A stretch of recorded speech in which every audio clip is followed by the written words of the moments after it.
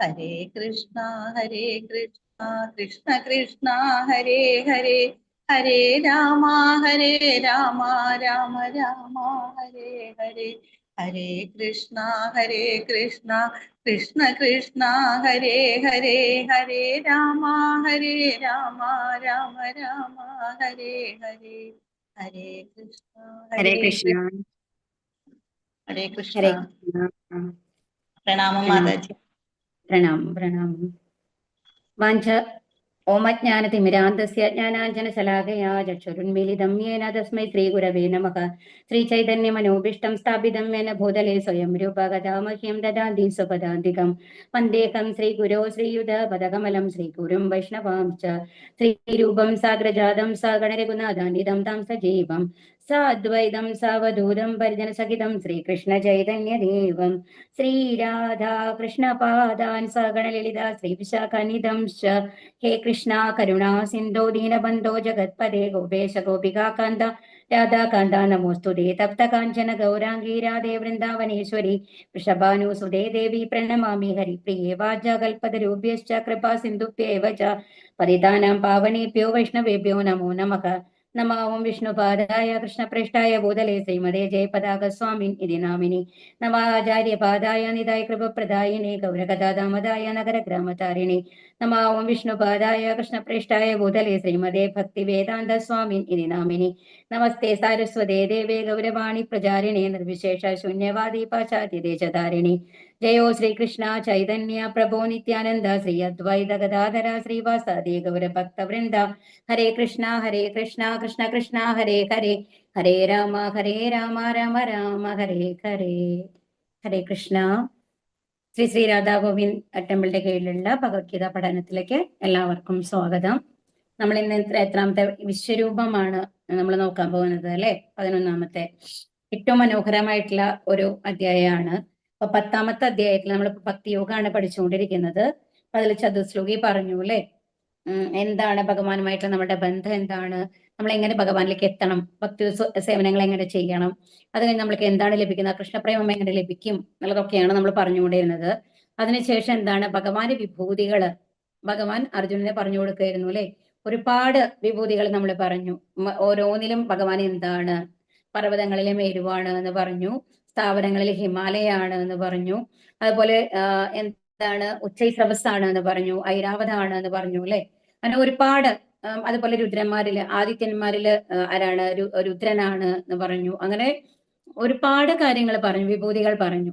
അപ്പൊ ഇനി എന്താണ് അർജുനൻ എന്ന് പറയുമ്പോൾ അർജുനൻ ഈ വിഭൂതികളെ കുറിച്ച് കേട്ടു, മനസ്സിലാക്കി. ഇപ്പൊ നീ അർജുനൻ എന്താണ് പറയണത് എന്നുണ്ടെങ്കിൽ ഭഗവാനോട് ആ വിഭൂതികളൊക്കെ കേട്ടു, ഒരു മനസ്സിലൊരു ഐഡിയ ഉണ്ടാവും അല്ലെ. അത് പ്രാക്ടിക്കലായിട്ട് ഈ വിശ്വ ആവിഷ്കാരം എങ്ങനെയാണ് അങ്ങയിലുള്ളത് എന്ന് എനിക്ക് കാണണം എന്ന് പറയാണ്. അപ്പൊ അർജുനന്റെ ആഗ്രഹം അനുസരിച്ചുകൊണ്ട് ഭഗവാൻ ആ രൂപം അർജുനന് കാണിച്ചു കൊടുക്കുന്നതാണ് ഈ അധ്യായം എന്ന് പറയുന്നത്. അപ്പൊ ഇത് അർജുനന് വേണ്ടി കൂടിയിട്ടല്ല, അർജുനന് ശരിക്കും ശുദ്ധഭക്തനാണ്. ഭഗവാൻ ദിവ്യ ചക്ഷുസ് കൊടുത്തിട്ടാണ് അർജുനന് ഇത് കാണിച്ചു കൊടുക്കുന്നത്. അപ്പൊ ഒരു ശുദ്ധഭക്തനായതുകൊണ്ട് തന്നെ ഭഗവാൻ പറയുന്നത് പൂർണ്ണമായും ഗ്രഹിക്കാനുള്ള ആ ബുദ്ധി ഭഗവാൻ അർജുനന് കൊടുത്തിട്ടുണ്ടാവും. ഭഗവാൻ തന്നെ നമ്മളോട് പറയുന്നുണ്ട് അല്ലെ, ദദാമി ബുദ്ധി യോഗം തം. അപ്പൊ ആർക്കൊക്കെയാണോ എന്നെ മനസ്സിലാക്കേണ്ടത് അവർക്ക് ആ ബുദ്ധി ഞാൻ കൊടുക്കും എന്നാണ് പറയുന്നത്, അവർ ശുദ്ധഭക്തന്മാരാണ് എന്നുണ്ടെങ്കിൽ. അപ്പൊ അർജുനൻ ശുദ്ധഭക്തനായതുകൊണ്ട് ആ അനുഗ്രഹം അർജുനന് വേണ്ടുവോളുണ്ട്. അപ്പൊ ഈ വിശ്വരൂപം കാണാതെ തന്നെ മനസ്സിലെ ഭഗവാനെ സങ്കല്പിക്കാനായിട്ട്, ആ രൂപത്തിൽ മനസ്സിലാക്കാനായിട്ട് അർജുനന് കഴിയും. പക്ഷേ ഈ ഭഗവത്ഗീത വായിക്കുന്ന നമ്മളെപ്പോലുള്ള ഓരോരുത്തരും അത് ശുദ്ധഭക്തന്മാരല്ല, നമ്മൾ മായയുടെ അധീനത്തിലുള്ള ആൾക്കാരാണ് അല്ലെ. അപ്പൊ നമ്മളെപ്പോലുള്ള ആൾക്കാർക്ക് അത് പൂർണ്ണമായിട്ട് മനസ്സിലാവാനായിട്ട് ഇതൊരു എന്താ പറയാ, പറയുന്നത് മാത്രമല്ല, അത് ചെയ്ത് കാണിക്കുമ്പോഴാണ് നമ്മൾക്ക് ഒരാൾക്ക്, ഇപ്പൊ ഞാൻ അത് ചെയ്യും ഇത് ചെയ്യും എന്ന് പറഞ്ഞ് പോസ്റ്റ് ചെയ്യുന്ന ഒരുപാട് ആൾക്കാരുണ്ടാവും അല്ലെ, ഞാൻ അങ്ങനെയാണ് ഇങ്ങനെയാണ് എന്നൊക്കെ. പക്ഷെ അത് യഥാർത്ഥത്തിൽ ചെയ്ത് കാണുമ്പോഴാണ് നമുക്ക് അത് വിശ്വാസം വരുന്നത്. ഓ, അവരങ്ങനെയാണ്, അവർ പറഞ്ഞ മാതിരി തന്നെയാണ്, ആ കഴിവ് അവർക്കുണ്ട് നമ്മൾക്ക് ബോധ്യമാവുന്നത്. അപ്പൊ നമ്മളെ പോലുള്ള നിയോഫൈറ്റ് ആയിട്ടുള്ള, അതായത് ഭക്തി സേവനത്തിലേക്ക് പിച്ച് വരുന്ന ഓരോരുത്തർക്കും ഭഗവാന്റെ ആ വിഭൂതികൾ പൂർണ്ണമായിട്ട് മനസ്സിലാക്കാൻ വേണ്ടിയിട്ടുള്ള ഒരു പ്രാക്ടിക്കൽ ഡെമോൺസ്ട്രേഷൻ ആണ് സത്യത്തില് ഈ വിശ്വരൂപം എന്നുള്ള ഈ അധ്യായം നമ്മൾക്ക് കാണിച്ചു തരുന്നത്. ശ്രീ രാധാ ഗോവിന്ദ് കി ജയ്, പ്രഭാത് കി ജയ്. ആരെങ്കിലും വായിക്കുന്നുണ്ടെങ്കിൽ വായിച്ചോളൂ കേട്ടോ. ഒന്നാമത്തെ ശ്ലോകം. ഹരേ കൃഷ്ണ.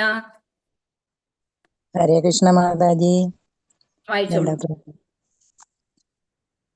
അർജുന ഉവാച മദനുഗ്രഹായ പരമം ഗുഹ്യമധ്യാത്മസംജിതം യത്തോ യോക്തം വജസ്തേന മോഹോ അയം വിഗതോ മമ. അർജുനൻ പറഞ്ഞു, പരമഗുഹ്യങ്ങളായ ആധ്യാത്മിക വിഷയങ്ങളെക്കുറിച്ച് അങ്ങ് എനിക്ക് ദയാപൂർവം നൽകിയ ഉപദേശങ്ങൾ കേട്ടതിനാൽ എന്റെ വ്യാമോഹങ്ങൾ ഇപ്പോൾ തീർന്നിരിക്കുന്നു. ഹരേ കൃഷ്ണ മാതാജി. അപ്പൊ എന്താ പറയുന്നത്? അർജുനനോട് അർജുനൻ പറയാണ് ഭഗവാനോട്, അങ്ങ് എല്ലാം അത്രയും രഹസ്യമായിട്ടുള്ള അങ്ങയുടെ ആ ആധ്യാത്മ ജ്ഞാനത്തെ കുറിച്ചെല്ലാം എനിക്ക് പറഞ്ഞു തന്നു. എനിക്കത് പൂർണ്ണമായും ബോധ്യമായിരിക്കുന്നു എന്ന് പറയാണ് അർജുനനോട്. കൃഷ്ണന്റെ ദിവ്യപ്രഭാവത്തെ എല്ലാവർക്കും ബോധ്യപ്പെടുത്തുവാൻ വേണ്ടിയിട്ടാണ് വിശ്വരൂപം കാട്ടിത്തരണമെന്ന് ഈ അധ്യായത്തിൽ അർജുനൻ ഭഗവാനോട് അപേക്ഷിക്കുന്നത്. അപ്പൊ അർജുനന് വേണ്ടിയിട്ടല്ല, അർജുനൻ പൂർണ്ണ ബോധ്യമുണ്ട്. എന്നാലും ഇനി വരും തലമുറകൾ വരുമല്ലേ, നമ്മളെ മാതിരി ഭഗവത്ഗീത വായിക്കുന്ന ആൾക്കാർക്ക് പൂർണ്ണ ബോധ്യം വരണം. ഭഗവാൻ വായ കൊണ്ട് വെറുതെ പോസ്റ്റ് ചെയ്യുന്നതല്ല, അഹങ്കാരം പറയുന്നതല്ല. യഥാർത്ഥത്തിൽ ഭഗവാൻ അത്രയും വിഭൂതികളുണ്ട്, ഭഗവാൻ അങ്ങനെ തന്നെയാണ് എന്നുള്ളത് നമ്മൾക്ക് കാണിച്ചു തരികയാണ്, നേരിട്ട് കാണിച്ചു തരികയാണ്. അപ്പൊ അർജുനൻ നേരിട്ട് കണ്ടു എന്ന് പറയുമ്പോൾ നമ്മൾക്കത് വിശ്വസിക്കാൻ സാധിക്കും അല്ലെ. കൃഷ്ണൻ തന്നെയാണ് സർവ്വകാരണങ്ങൾക്കും കാരണമെന്നും പരമാത്മരൂപേണ അദ്ദേഹം എല്ലാവരുടെയും ഹൃദയത്തിൽ കുടികൊള്ളുന്നുണ്ടെന്നും അർജുനന് വിശ്വാസം ഉറച്ചു കഴിഞ്ഞു. അതാണ് അർജുനന് ഇനി വീണ്ടും ഒരു വിശ്വാസത്തിന്റെ ആവശ്യമില്ല. കാരണം അത്രയും പറഞ്ഞ് മനസ്സിലാക്കി കഴിഞ്ഞു. ഇതെല്ലാം അർജുനന് മനസ്സിലായി, ബോധ്യമായും കഴിഞ്ഞു. എന്നാലും മറ്റുള്ളവർക്ക് വേണ്ടി കൂടിയാണ്. എന്നാൽ അർജുനന് കാണാൻ ആഗ്രഹമില്ലെന്ന് ചോദിച്ചാൽ ആഗ്രഹമുണ്ട്. കാരണം ഇപ്പൊ നമ്മുടെ ഉള്ളിലുണ്ടാവില്ലേ ഇങ്ങനെ ഒരുപാട് ഗുണങ്ങളൊക്കെ കേട്ട്. ഇപ്പൊ നമ്മൾ ഏതെങ്കിലും ഒന്നും വേണ്ട, ഒരു സ്ഥലത്തെ പറ്റിയിട്ട് നമ്മൾ കേൾക്കുക എന്ന് വിചാരിക്കൂ. അപ്പൊ അത്രയും ആ സ്ഥലം കാണാൻ അത്രയും ഭംഗിയാണ്, കണ്ടു കഴിഞ്ഞാൽ നമുക്ക് കണ്ടെടുക്കാൻ തോന്നില്ല. അങ്ങനെ കുറെ കാര്യങ്ങളൊക്കെ നമ്മളിങ്ങനെ കേട്ട് കഴിയുമ്പോൾ നമ്മുടെ ഉള്ളിൽ തന്നെ ഒരു ആഗ്രഹം വരും അല്ലെ. പറഞ്ഞു കേട്ട് നമുക്കൊരു ഐഡിയ ഉണ്ടെങ്കിൽ കൂടി അതൊന്ന് പോയി കാണണം നമ്മൾക്ക് തോന്നും അല്ലെ. അതുപോലെയാണ് ഭഗവാനെ കുറിച്ച് ഒരുപാട് കേട്ട് കഴിഞ്ഞു അല്ലെ. വിഭൂതികളൊക്കെ നമ്മൾ കേട്ട് കഴിഞ്ഞു. എല്ലാം എന്നിൽ നിന്നാണ് വരുന്നത്, ഞാനാണെങ്കിൽ ഈ പ്രപഞ്ചത്തെ മുഴുവൻ താങ്ങി നിർത്തിയിട്ടുള്ളത്, ഇതൊക്കെ പറഞ്ഞു കഴിഞ്ഞു. അപ്പോൾ നമ്മുടെ ഉള്ളിലും ഒരു മോഹം തോന്നും അല്ലെ, അതൊന്ന് കാണിച്ചു തരൂ എന്നുള്ളത്. അപ്പൊ ആ ഒരു ആഗ്രഹം അർജുനന്റെ ഉള്ളിൽ ഉണ്ടെന്നുണ്ടെങ്കിൽ കൂടി, എന്നാൽ ഇത് ഭഗവാൻ അത് കാണിച്ചു തന്നില്ലെങ്കിലും ഭഗവാനിൽ പൂർണ്ണമായിട്ടുള്ള വിശ്വാസം ആർക്കുണ്ട്? അർജുനനുണ്ട്. എന്നാൽ നമ്മളെപ്പോലെ വിശ്വാസമില്ലാത്ത ആൾക്കാർക്ക് കൂടി ഒന്ന് ഉറപ്പിച്ച് വിശ്വസിപ്പിക്കണം എന്നുള്ളത് കൊണ്ടാണ് ഇങ്ങനെ കാണണം എന്നുള്ളത് അർജുനൻ ചോദിക്കുന്നത് എന്നാണ് ഇവിടെ പറയുന്നത്. ഇനി അടുത്ത ശ്ലോകം ആരാണ് വായിക്കുന്നത്? ഹരേ കൃഷ്ണ. ഹരേ കൃഷ്ണ. വായിച്ചോളൂ. ഭവാഭ്യയൗ ഹി ഭൂതാനാം സുതൗ വിസ്തരശോ മയാ ത്വത്തഃ കമലപത്രാച്ച മഹാത്മ്യമഭിച്ഛാവേയം. അല്ലയോ അംബുജാക്ഷ, അങ്ങയിൽ നിന്നും സർവചരാചരങ്ങളുടെയും ഉൽപ്പത്തിലയങ്ങളെ കുറിച്ച് വിസ്തരിച്ച് ഞാൻ കേട്ടു. അതുപോലെ തന്നെ അനശ്വരങ്ങളായ അങ്ങയുടെ മഹിമകളും ഞാൻ കേട്ടു. അപ്പൊ ഇവിടെ എന്താ പറയുന്നത്? ജീവജാലങ്ങളുടെ ഉദയാസ്തമയങ്ങളെ കുറിച്ച് വിശദമായി ഞാൻ അങ്ങയിൽ നിന്ന് കേട്ട് കഴിഞ്ഞു. ഉദയാസ്തമയങ്ങൾ എന്ന് പറഞ്ഞാൽ എന്താണ്? എല്ലാ സൃഷ്ടിയും വരുന്നത് എവിടെ നിന്നാണ്? ഭഗവാനിൽ നിന്നാണ്. നമ്മൾ പഠിച്ചു, വിസ്തരിച്ച് പഠിച്ചു അല്ലെ. കാരണോദക സൈവിഷ്ണു, ഗർഭോദയ സൈവിഷ്ണു, ക്ഷീരോദക സൈവിഷ്ണു, ഇതൊക്കെ നമ്മൾ പഠിച്ചതാണ്. അത് കഴിഞ്ഞിട്ട് എന്താണ്? ബ്രഹ്മാവിന്റെ ഒരു ദിവസം കഴിയുമ്പോൾ പാർഷ്യൽ പ്രളയം ഉണ്ടാവുന്നു. അതുപോലെ തന്നെ ബ്രഹ്മാവിന്റെ ഒരു ഫുൾ ജീവിതകാലം അവസാനിപ്പിക്കുമ്പോഴോ ഒരു പൂർണ്ണ പ്രളയം ഉണ്ടാവുന്നു അല്ലെ. അപ്പൊ ആ സമയത്തൊക്കെ എന്താ ഉണ്ടാവുന്നത്? ഈ ജീവജാലങ്ങളെല്ലാം സ്ലീപ്പിംഗ് മോഡിൽ പോവുകയാണ്, ഭഗവാന്റെ ഉദരത്തിലേക്ക് തന്നെ തിരിച്ചു പോകുന്നു. അപ്പൊ ഏതാണ് ഉദയാസ്തമനങ്ങൾ എന്ന് പറഞ്ഞു കഴിഞ്ഞാൽ ഉദ്ദേശിക്കുന്നത് കേട്ടോ, ജനനവും മരണവും. അപ്പൊ അങ്ങയുടെ വർണ്ണിച്ചു തീർക്കാനാവാത്ത വൈഭവങ്ങളെ ഞാൻ മനസ്സിലാക്കുന്നു. അപ്പൊ ഇനി ഒരുപാട് വിഭൂതികൾ ഭഗവാൻ വിസ്തരിച്ചു കഴിഞ്ഞു അല്ലെ, പറഞ്ഞു കഴിഞ്ഞു. അപ്പൊ അത് എനിക്ക് മനസ്സിലായി എന്ന് പറയാണ്. ഈ സമ്പൂർണ്ണ ജഗത്തിന്റെ ആവിർഭാവ തിരോഭാവങ്ങളുടെ പ്രഭവസ്ഥാനം ഭഗവാനാണ്. എല്ലാത്തരം ആവിർഭാവ തിരോഭാവങ്ങളുടെയും ഹേതുഭൂതനെങ്കിലും അവയിൽ നിന്ന് വ്യത്യസ്തനാണ് കൃഷ്ണൻ എന്ന സത്യം അർജുനൻ ഗ്രഹിച്ചു കഴിഞ്ഞു. അപ്പൊ എന്താണ്? എല്ലാം സൃഷ്ടിക്കുന്നതും അതിനെ നശിപ്പിക്കുന്നതും ആരാണ്? ഭഗവാനാണ്. എന്നാൽ ഭഗവാൻ അതുമായിട്ട് ഏതിനുമായിട്ടും ബന്ധപ്പെട്ട് നിൽക്കുന്നില്ല എന്നുള്ളത് അർജുനന് മനസ്സിലായി കഴിഞ്ഞു. ഇതെല്ലാം ഭഗവാന്റെ പ്രവൃത്തികൾ മാത്രമാണ്. ഭഗവാൻ അത് ഏതുമായിട്ടും ബന്ധപ്പെടുന്നില്ല. കാരണം ഭഗവാന് ജനനമില്ല, മരണമില്ല. ഭഗവാന്റെ കൈകളിൽ കൂടി മറ്റു സൃഷ്ടികളോട് ജനനം നടക്കുന്നു, മരണം നടക്കുന്നു, നിലനിർത്തുന്നതും ഭഗവാൻ തന്നെയാണ് എന്നുള്ളത്. അപ്പൊ ഭഗവാനെയും ഈ ജീവജാലങ്ങളുമായിട്ട് ബന്ധമില്ല, അവരിൽ നിന്നെല്ലാം ഭഗവാൻ വ്യത്യസ്തനാണ്, സച്ചിദാനന്ദ സ്വരൂപമാണ് എന്നുള്ള സത്യം അർജുനന് മനസ്സിലായി കഴിഞ്ഞു എന്നാണ് ഇവിടെ പറയുന്നത്. ഇനി മൂന്നാമത്തെ ശ്ലോകം ആരാണ് വായിക്കുന്നത്? മാതാജി. ഏവമേതത് യഥാർത്ഥത്വം ആത്മാനം പരമേശ്വര द्रष्टुमिच्छामि ते रूपमैश्वरं പുരുഷോത്തമ ഹേ പരമപുരുഷോത്തമ, ഹേ പരമ്പൊരുളെ, അങ്ങ് തന്നെ സ്വയം വിവരിച്ചതുപോലെയുള്ള അവിടുത്തെ യഥാർത്ഥ സ്ഥിതിയിൽ ഞാൻ അങ്ങയെ എന്റെ മുന്നിൽ കാണുന്നുവെങ്കിലും ഈ വിശ്വാവിഷ്കാരത്തിലെങ്ങും അങ്ങ് ഉൾച്ചേർന്ന് നിൽക്കുന്നതെങ്ങനെയാണെന്ന് കാണാൻ എനിക്ക് ആഗ്രഹമുണ്ട്. അങ്ങയുടെ ആ രൂപം എനിക്ക് കാണണം. ഹരേ കൃഷ്ണ. അപ്പൊ ഇപ്പൊ അർജുനൻ ആഗ്രഹം പറയാണ്, എന്തെന്നാണ്, അങ്ങയുടെ ഇപ്പൊ ഇത്രയും വിവരിച്ച മറ്റത് മാറി ഈ വിശ്വാവിഷ്കാരം അങ്ങയിൽ എങ്ങനെയാണുള്ളത്, നീ എനിക്ക് കാണിച്ചു തരൂ, എനിക്ക് കാണുന്നതെല്ലാം അങ്ങനെ കാണണമെന്ന് എനിക്ക് ആഗ്രഹമുണ്ട് എന്ന് പറയാണ് അർജുനൻ. ഭാവിയിൽ അവതാര പുരുഷൻ എന്ന് നടിക്കുന്ന ചിലവർ ഉണ്ടാവാം എന്നതിനാൽ ഒരു മാനദണ്ഡം എന്ന നിലയിലും ഇത് ഉപയുക്തമാവാമെന്ന് അർജുനൻ ചിന്തിച്ചിരിക്കണം. അല്ലാതെ തന്റെ വിശ്വാസത്തെ സ്ഥിരീകരിക്കാൻ അദ്ദേഹത്തിന് ഈ ദർശനം ആവശ്യമായിരുന്നില്ല. അതാണ് പറയുന്നത്. ശുദ്ധഭക്തനാണ് അല്ലേ. അതിന്റെ ഭഗവാൻ ഒരിക്കലും നുണ പറയില്ല എന്ന് ഭഗവാൻ ആർക്കറിയാം? അർജുനൻ അറിയാം. അർജുനന്റെ ഉത്തമ സുഹൃത്തും കൂടിയാണ് ഭഗവാൻ അല്ലേ. അപ്പോ അർജുനന് ആ സംശയമില്ല. പക്ഷെ എന്താ അർജുനൻ വിചാരിച്ചിരിക്കണം എന്നാണ് പ്രഭുപാദ ഇവിടെ പറയുന്നത്. ഭാവിയില്, അതായത് പിന്നത്തെ ജനറേഷൻ നിറയെ പേര് അവകാശപ്പെടുന്നുണ്ട് അല്ലെ, ഞാൻ ഭഗവാന്റെ അവതാരമാണ്, അതുപോലെ കയ്യിൽ നിന്ന് ഇന്ന സാധനം കൊണ്ടുവന്നു, അവർക്ക് അത് കൊടുത്തു, ഭഗവാനാണെന്ന് നിറയെ ബാബ അങ്ങനത്തെ ആ ഒരു ഇതുണ്ട് അല്ലെ. എന്താ പറയാ, സന്യാസി വര്യന്മാരെന്നുള്ള ലെവലിൽ നിറയെ പേര് വന്നു കഴിഞ്ഞിട്ട് പറയാറുണ്ട്, എനിക്ക് ഭഗവാന്റെ എല്ലാ ശക്തിയുണ്ട്, ഞാൻ അത് കാണിച്ചു തരാം, ഇത് കാണിച്ചു തരാം എന്നൊക്കെ പറഞ്ഞു കഴിഞ്ഞിട്ട് ക്ലെയിം ചെയ്യാറുണ്ട് അല്ലെ. അപ്പൊ അങ്ങനത്തെ ആൾക്കാർക്ക് ഒരു പരീക്ഷണം എന്നുള്ള ലെവലിലും കൂടിയാണ് ഒരു മാനദണ്ഡം എന്ന് പറയുന്നത്. നമ്മൾ എങ്ങനെയാണ് നമ്മളൊരു 10ാം ക്ലാസ് പരീക്ഷ പാസ്സായി എന്നുള്ളത് എങ്ങനെ തീരുമാനിക്കുക?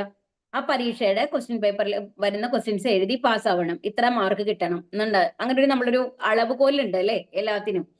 അതുപോലെ ഒരു സ്റ്റിച്ചിങ്, ടൈലറിംഗ് ആണെങ്കിലോ ഇന്ന ഒരു ബ്ലൗസ് അല്ലാങ്കിൽ ഒരു ചുരിദാർ ഇങ്ങനെ തയ്ച്ച് നമ്മൾക്ക് മറ്റുള്ളവർക്ക് കാണിച്ചു കൊടുക്കണം, എന്നാലാണ് നമ്മൾക്ക് പറയാൻ പറ്റുള്ളൂ. ഒരു തവണ നന്നായി തയ്ച്ചു കഴിഞ്ഞാൽ നമ്മൾ അടുത്ത തവണ അവരുടെ കയ്യിൽ കൊണ്ടുവന്ന് കൊടുക്കുള്ളൂ അല്ലെ. അപ്പൊ എല്ലാത്തിനും ഒരു അളവുകോലുണ്ട്. അപ്പൊ എന്താണ്, ഞാൻ പരമദിവ്യോത്തമ പുരുഷനാണ് ഞാൻ എന്ന് ഒരാൾ അവകാശപ്പെടുമ്പോ എന്ത് പറയാം? വിശ്വരൂപം കാണിക്കൂ. ഈ ആവിഷ്കാരം നിങ്ങൾ എല്ലാ ഈ ദേവതകളെയും ഈ ഭൗതിക പ്രപഞ്ചത്തെയും മുഴുവൻ വഹിച്ചുകൊണ്ടുള്ള അങ്ങയുടെ വിശ്വരൂപം കാണിക്കൂ എന്ന് അയാളോട് പറഞ്ഞു കഴിഞ്ഞാല് അയാൾ ഭഗവാനാണെങ്കിൽ കാണിച്ചു തരാൻ സാധിക്കും. ഭഗവാൻ അല്ലെങ്കിലോ കാണിച്ചു തരാൻ സാധിക്കോ? ഇല്ല. അപ്പൊ അതാണ് ആ ഒരു വിശ്വാസത്തെ സ്ഥിരീകരിക്കാൻ വേണ്ടിയിട്ട് അർജുനന് ഇത് ആവശ്യമായിരുന്നില്ല. എന്നാൽ മറ്റുള്ളവരെ മറ്റുള്ളവരെ പറ്റിക്കാൻ വേണ്ടിയിട്ട് ഭഗവാനാണ് അവതാരപുരുഷനാണെന്നൊക്കെ പറയുമ്പോൾ അവരോട് അത് പ്രൂവ് ചെയ്യാനായിട്ട് നമ്മൾക്ക് പറയാൻ സാധിക്കും അല്ലെ. അപ്പൊ അതിനും കൂടി വേണ്ടിയിട്ടാണ് അർജുനൻ ഇത് പറഞ്ഞത് എന്നാണ് പറയുന്നത്. അപ്പൊ കൃഷ്ണനാണ് താൻ എന്ന് അവകാശപ്പെടുന്നവർ ആ വാദത്തിന്റെ യാഥാർത്ഥ്യം തെളിയിക്കാൻ ജനസമക്ഷം വിശ്വരൂപ ദർശനം നൽകാൻ സന്നദ്ധരാവണം അല്ലെ. അതാണ് ഇവിടെ പറയുന്നത്. അപ്പൊ 2-3 കാരണങ്ങളാണ്. ആദ്യം എന്താണ് ഭഗവാൻ ഒരു സുഹൃത്താണ്, ഉത്തമം, തന്നെ ഗുരുവായിട്ട് സ്വീകരിച്ചിട്ടുണ്ട്. അപ്പൊ അർജുനന് അത് കാണണം എന്നുള്ള സ്വാഭാവികമായിട്ടുള്ള ഒരു ആഗ്രഹമുണ്ട് അതുകൊണ്ട്. ആൻഡ് രണ്ടാമത്തെ അർജുനന് പൂർണ്ണമായും ഭഗവാനിൽ വിശ്വാസമാണ്. എന്നാൽ വരുന്ന തലമുറയ്ക്ക് ഭഗവാന്റെ ആ ഒരു പ്രാക്ടിക്കൽ ആയിട്ടുള്ള ഒരു വിശ്വരൂപ ദർശനം കാണിച്ചു കൊടുക്കുമ്പോൾ അതിന്റെ വിവരണം വരുമ്പോ പൂർണ്ണമായിട്ടുള്ള ഒരു വിശ്വാസം വരും അറിയാത്ത ആൾക്കാർക്ക് ഭഗവാനെ കുറിച്ച്. അപ്പൊ അതിനു വേണ്ടി ആയിട്ടാണ്. മൂന്നാമത്തെ റീസൺ എന്താണ്? ആരെങ്കിലും ഭഗവാനാണെന്ന് സ്വയം ഞാൻ ഭഗവാനാണെന്ന് അവകാശപ്പെടുമ്പോ അവർക്ക് ഒരു പരീക്ഷണം എന്നുള്ള നിലയിൽ അവരത് പ്രൂവ് ചെയ്യണം എന്നുള്ള ലെവലില് നമുക്ക് വിശ്വരൂപ ദർശനം കാണിക്കണം എന്ന് പറയാനായിട്ട് സാധിക്കും എന്നല്ല. അപ്പൊ ഈ 3 കാരണങ്ങളാണ് ഇതിനെ പറയുന്നത് കേട്ടോ. ഇനി 4ാമത്തെ ശ്ലോകാരാണ് വായിക്കുന്നത്. ഹരേ കൃഷ്ണ. ഹരേ കൃഷ്ണ മാതാജി. കഴിച്ചോളൂ. മനസ്സേ യതി തച്ഛികം മയാ ദൃഷ്ടുമിതി പ്രഭു യോഗേശ്വര തതോ മേ ത്വം ദർശന ആത്മാനമവ്യയം. പ്രഭു, അങ്ങയുടെ വിശ്വരൂപം കാണുവാനുള്ള കരുത്ത് എനിക്കുണ്ടെന്ന് അങ്ങ് കരുതുന്നുവെങ്കിൽ അല്ലയോ സർവയോഗേശ്വര, ദയവായി ആ നിസീമ വിശ്വരൂപം എനിക്ക് കാണിച്ചു തരണമേ. ഹരേ കൃഷ്ണ. അപ്പൊ ഇവിടെ എന്താ പറയണത്? വിശ്വരൂപം കാണാനുള്ള ഇതാണ് നമ്മൾക്ക് മനസ്സിലാക്കേണ്ട ഒരു കാര്യം. നമ്മൾ ഭഗവാന്റെ അടുത്ത് പോയി കഴിഞ്ഞു കഴിഞ്ഞിട്ട് നമ്മൾ എന്താ പറയുക? നമ്മൾ സ്ഥിരമായിട്ട് നമ്മൾ ചെയ്യുന്ന കാര്യങ്ങളാണ്. ഭഗവാനോട് ഒരുപാട് ആവശ്യങ്ങൾ നമ്മൾ പറയാറുണ്ട്. നമ്മൾ ഏത് രീതിയിലാണ് നമ്മൾ അവതരിപ്പിക്കുക? ഇപ്പൊ ഒരാൾക്ക് ഒരു ജോലി കിട്ടണം എന്ന് വിചാരിക്കൂ. അപ്പൊ നമ്മൾ ഭഗവാന്റെ അടുത്ത് പോയിട്ട് എന്താ പറയുക? അല്ലെങ്കിൽ പരീക്ഷയിൽ നല്ല മാർക്ക് വാങ്ങണം കൊച്ചുകുട്ടികളാണെങ്കിൽ, അല്ലെങ്കിൽ മുതിർന്ന ആൾക്കാരെങ്കിൽ ജോലി വേണം, അല്ലെങ്കിൽ ഒരു നല്ല വിവാഹ ബന്ധം, കല്യാണം ഒന്നും ശരിയാവുന്നില്ല. നമ്മൾ ചോദിക്കുമ്പോൾ എന്താ നമ്മൾ ഭഗവാനോട് പോയി പറയുക? ഭഗവാനോട് പോയി പറയും, ഭഗവാനെ എനിക്ക് നല്ലൊരു ജോലി കിട്ടണം, എനിക്ക് നല്ല ശമ്പളം കിട്ടണം, ഞാൻ നല്ല രീതിയിൽ ജീവിക്കണം. ഇങ്ങനത്തെ നമ്മുടെ ഡിമാൻഡുകളായിട്ടാണ് പറയുക.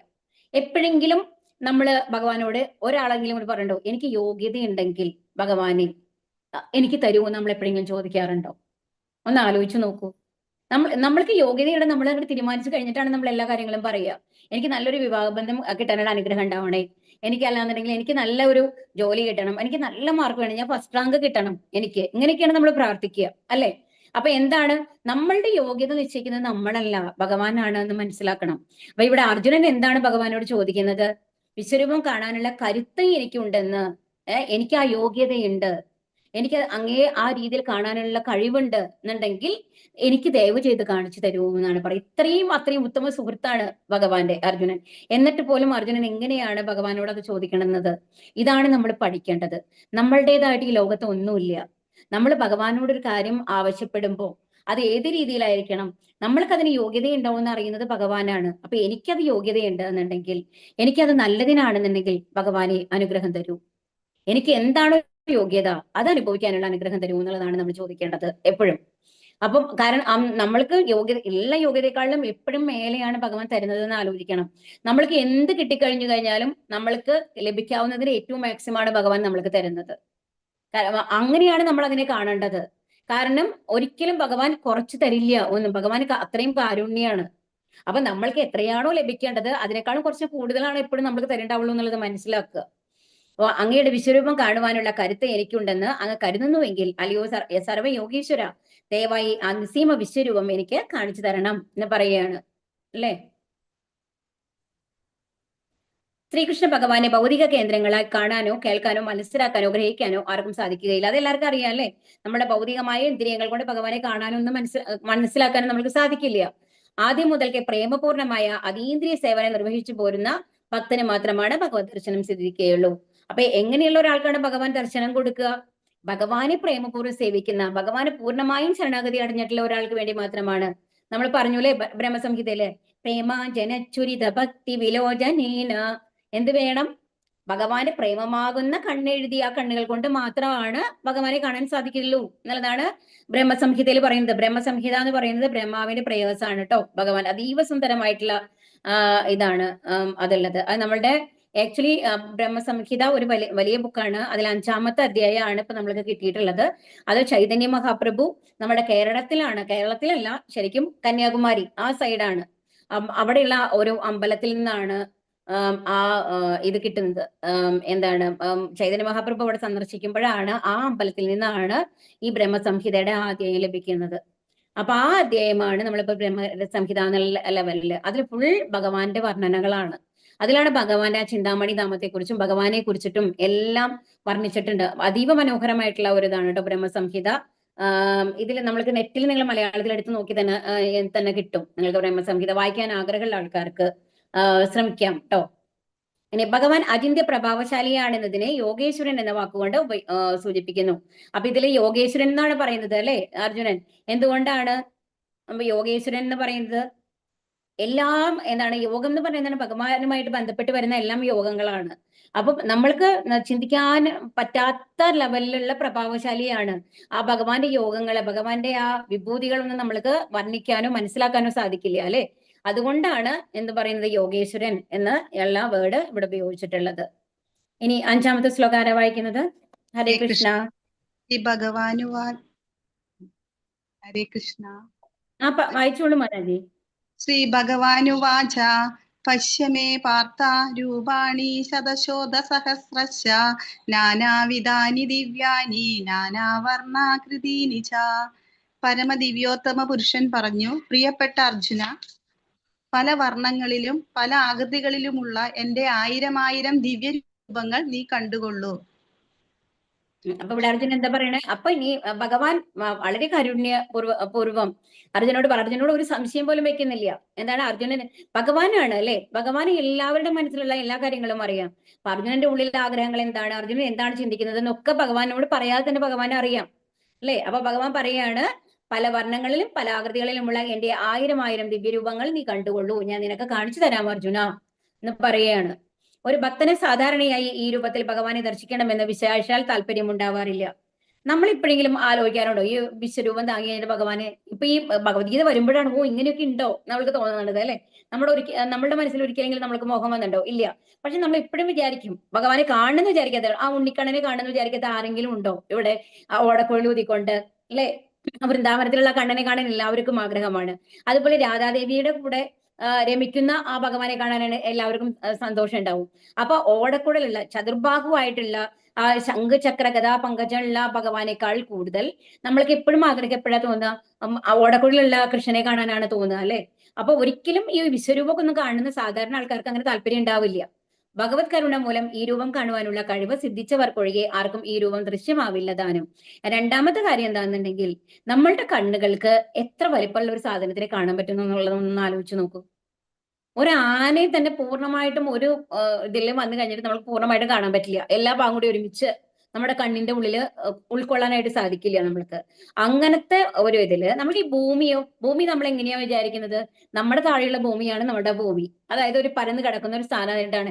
എത്രയൊക്കെ നമ്മൾ സയൻസ് ക്ലാസ്സുകളിൽ പഠിക്കുന്നുണ്ട് അല്ലെ, നമ്മൾ ഗോളരൂപത്തിലാണ്. അപ്പൊ നമ്മളൊക്കെ ഇമാജിൻ ചെയ്യും, അയ്യോ ഈ ഗോളരൂപത്തിലിരിക്കുമ്പോൾ നമ്മൾ എന്തുകൊണ്ടാണ് വീണ് പോവാത്തത്? അപ്പുറത്തൊരു സമുദ്രമല്ലേ ഉള്ളത്, എന്തുകൊണ്ടാണ് നമ്മളെ എന്താണ് പിടിച്ചു നിർത്തുന്നത് എന്നൊക്കെ നമ്മൾ ആലോചിക്കാറുണ്ട് അല്ലെ.